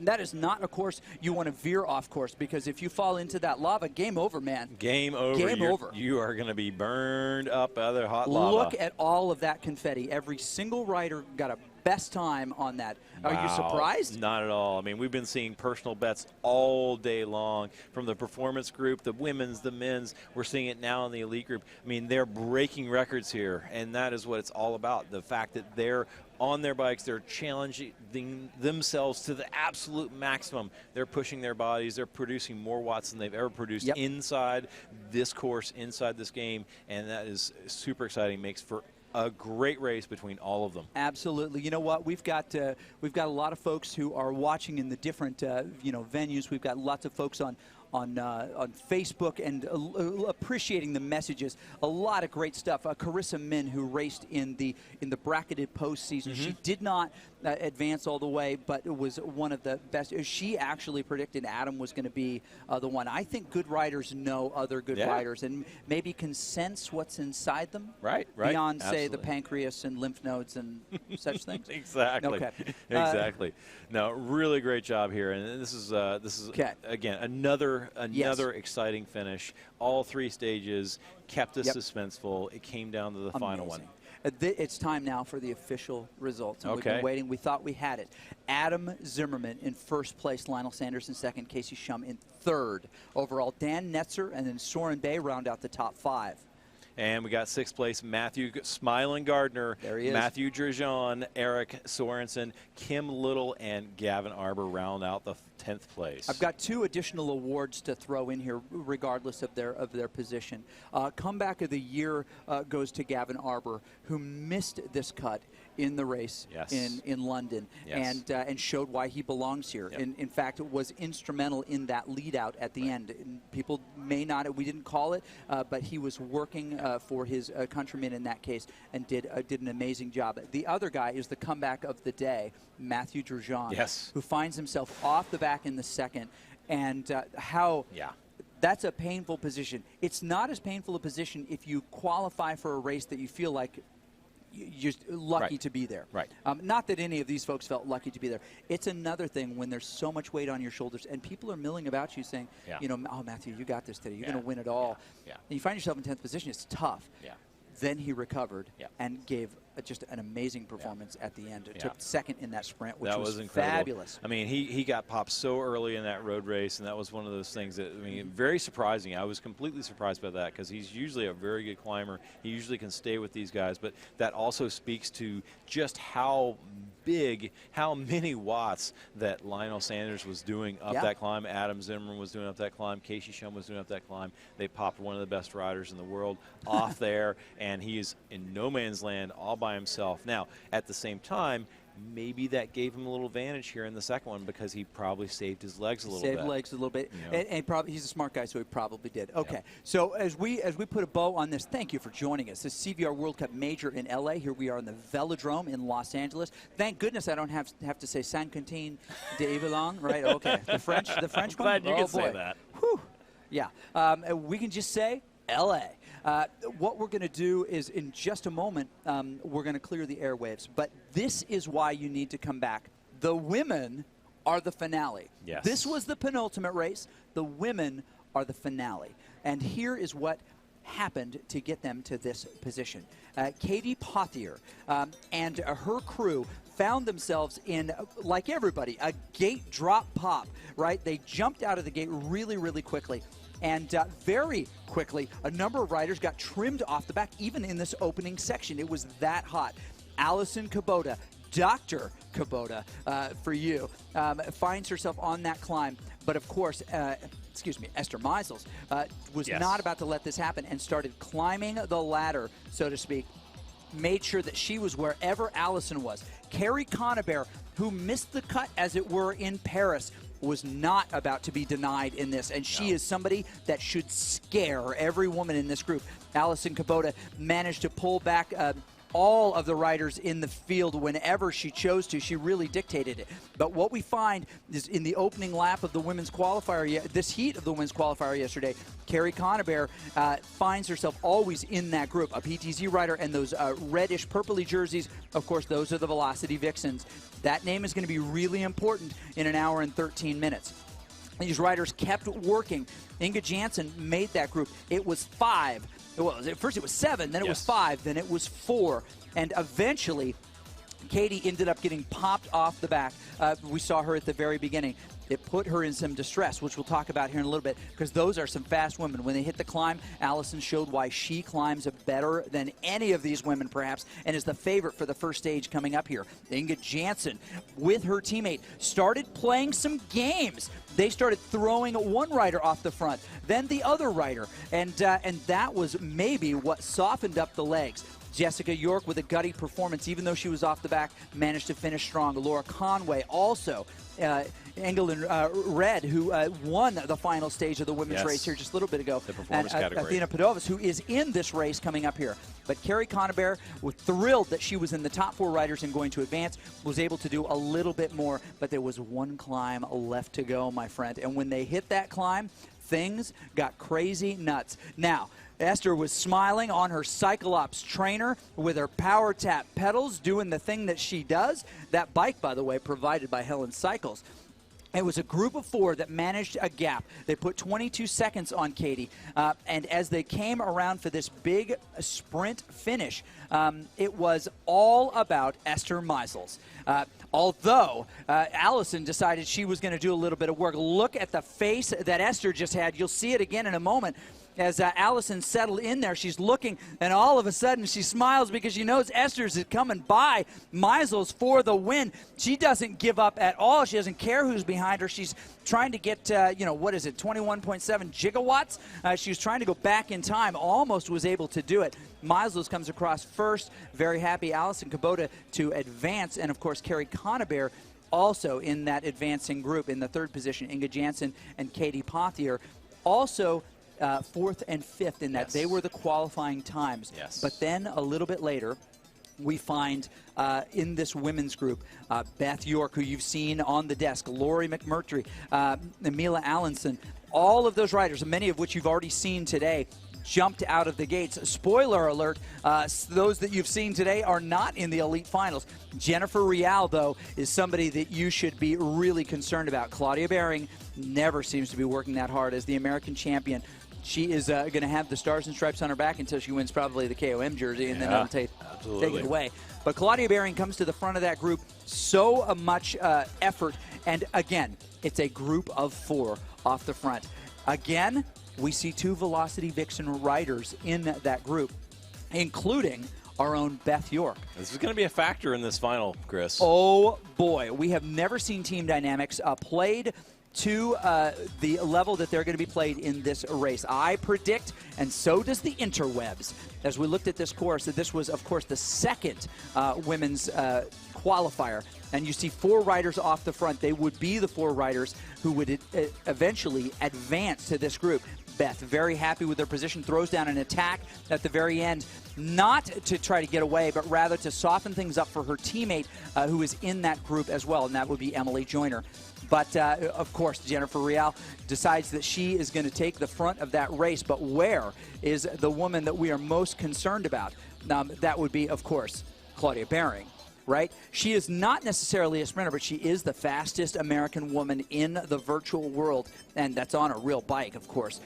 Backing off a little bit, Jennifer decided that she was actually very interested in pursuing this. And in the last lap, Claudia, over the top, you see that right on fall over her head. Yep. She got a little bit of a gap, and she never let it go. Yeah. It was 7 seconds. It was 8 seconds. It grew eventually to 30 seconds. And those gals did not decide they wanted to chase her back all the way. Very, very happy, much smiles. And shortly before the end, Beth and, of course, Emily decided they were going to take it a little bit easier. Claudia Bering comes through this herself. No race at all, throws her hands in the air. Jennifer Real decides, hey, I'll take a second place right here, even though there's no money involved. And right behind her, Beth York, and then, of course, her teammate Emily Joyner. And that rounds out the women that you're going to see here. Claudia Bering, Jennifer Real, Beth York, Emily Joyner. Lauren McMurtry did not qualify based on time and is actually in the race. But to your point, this is going to be a really interesting dynamic because you have 4 teammates in the same race. Yeah, it's the first time we've seen this here on CVR, so this is going to be interesting. I'm sure that they've been working together, talking about how they can win this race, because they've really, I mean, to be honest, they kind of have to gang up on Claudia and Esther, because those 2 riders are so strong that they need to be able to do something to counteract their strength. With 4 of them, can they attack them and make them chase, and attack them and make them chase? That would be the main strategy to take, but we're going to see. Now, on the first hill climb, that's just, there's no real team strategy there. You just go as hard as you can up that hill, and that's all you can do. So, but in the road race and in the criterium, there is going to be team dynamics that we're going to see. So that should be really interesting to see how this plays out. It should be really interesting indeed. And we know that first race and hill climb is important. We saw it earlier. If you can use it to snowball, right, in other esports terms, you can snowball that advantage by making other people do things they wouldn't normally do to try to recover. Right. Then you've got an advantage. But we saw with Adam Zimmerman in the last race that he finished, I don't know, he got 20 points in the final. Right. But only 27 total points between the other 2 races. 13-13. Right, 13-13. So I mean, he was, down the list. He didn't. We weren't calling his name much. Right. But he was always within the ability to get that. He was there. He was absolutely there. Okay, we're going to take a short break, but we're not going to do so without thanking the people who have built and made the equipment to make this possible today. Helen Cycles provided all of the cycles for these riders traveling from all over the world. And you saw it. Norway, Denmark, Britain, from all over the place. Earlier today, even Japan. But, of course, Ceres is the one who's making all this happen. They've got techs on hand to make sure every single one of these power trainers is calibrated. Also, these smart trainers supported with another tool, the power tap pedals, to make sure that those watts are correct. Accuracy is important. And Gardner, of course, providing the jersey that we see here for all of these folks. Lots of different companies interested in the world of virtual cycling and making sure that we are connected. So, and we've got, Peaks Coaching Group. Hey, Peaks Coaching Group. I don't know who that guy is. Hey, we provide some great training. All these riders in the performance category came to our training camp earlier this week. Peaks Coaching Group coaches were a big part of that. We had a great time. If you're looking for coaching inside Zwift or outside in the real world, come to peakscoachinggroup.com. We can hook you up and we'll help you out. Absolutely. Here's the jersey that you saw. We don't know who, but either Hunter or I are going to have to put this jersey on after the race. That will be interesting. You'll want to tune out for that. Now, we're nearly done at this point with this chunk. You saw the timer up in the corner. You can follow and find out more information. You can participate in the league at CVRWorldCup.com. You saw it on your screen just a moment ago. Just go ahead and rewind this and listen to the funny jokes. But we're thrilled that you're here with us. This next race is the one. Yes. Yep. It really is. It really is. And we've got these ladies coming. They are a key piece of this. At the same time, while you're waiting around, now is the time to go and join our spring season. Yes. It starts April the 2nd. It doesn't cost you anything to sign up for it. You can jump in and race, and you should. Be in here. Look down here on the bottom of the screen. Join the training. That's where you've got the league side and you've got the training side. The training is the path to the performance band, the performance category. Yep. And if you're not crazy elite, 5 watts per kilogram or above, you need to be in that side. I am not crazy elite. Then we got to get you on the training side. And then that's where to go. So get signed up. Now is the time to do this because you're starting in about 10 days, right? No, a little less. April the 2nd, we're going to start. You got an 8-week training program. You got to do 5 events. You got 5 group workouts. We have coaches in there helping you out. Postseason, all that. It's great. It's an exciting plan. All right, they're sending me the hook. It's saying it's time to go. And, Facebook and Mixer, thank you for joining us here. And thank you for keeping it relatively civil. That is the fun part about esports and not something that cyclists are used to because there's too much noise in their ears. They're going by for them to say, you suck. But here, we see it in glowing text. So thank you, Mom, for saying that I suck. I appreciate that. But we'll join you here in just about a little less than an hour, more like about 25 minutes, to kick off this women's finale. And you will see why the women are saved for the last race of the day. They are the finale because wow. It's going to be close. All right, we'll see you in just a little bit. Thanks. Hang around. Give it a like or a follow so that you know when we start again. That's the way to do it. See you soon. We're on a journey, and we're going by bike. Bicycles set people free. It starts as kids when bikes set us free to explore the edges of our neighborhood. It continues into adulthood when weekend rides set our minds free from work and worry. It's the reason why still today bikes are at the heart of everything we do.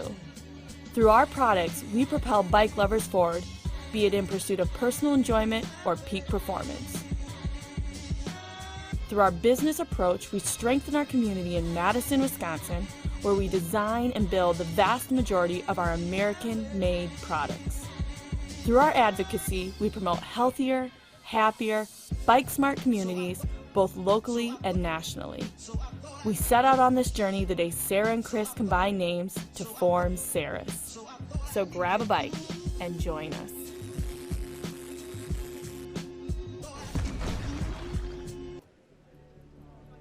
What is it about riding a bike that is so liberating? What unites us all is the craving for that special feeling. This is what inspired the developers at Gardner to create the innovative, award-winning X-Comfort technology, optimizing comfort to maximize performance and, most of all, the good feelings that make us so passionate about riding. The brand new X-Comfort Zone incorporates an elasticized zone that expands up to 5 millimeters to accommodate V through D+ foot widths. We all pedal in the same way. As you push down, your toes naturally splay. And the dynamic changes that happen inside your shoe as your feet contract and expand under pressure as you ride. The pressure and friction created as the outside of your foot expands over and over against your shoe can create serious and painful hot spots and irritations. The longer you ride, the worse it can become. This makes for a level of never-before-experienced comfort in the highest-performing cycling footwear. Every cyclist rides for that special feeling that cycling brings to us. Each one of us has our own version of what it means to enjoy the ride. We just help make it possible.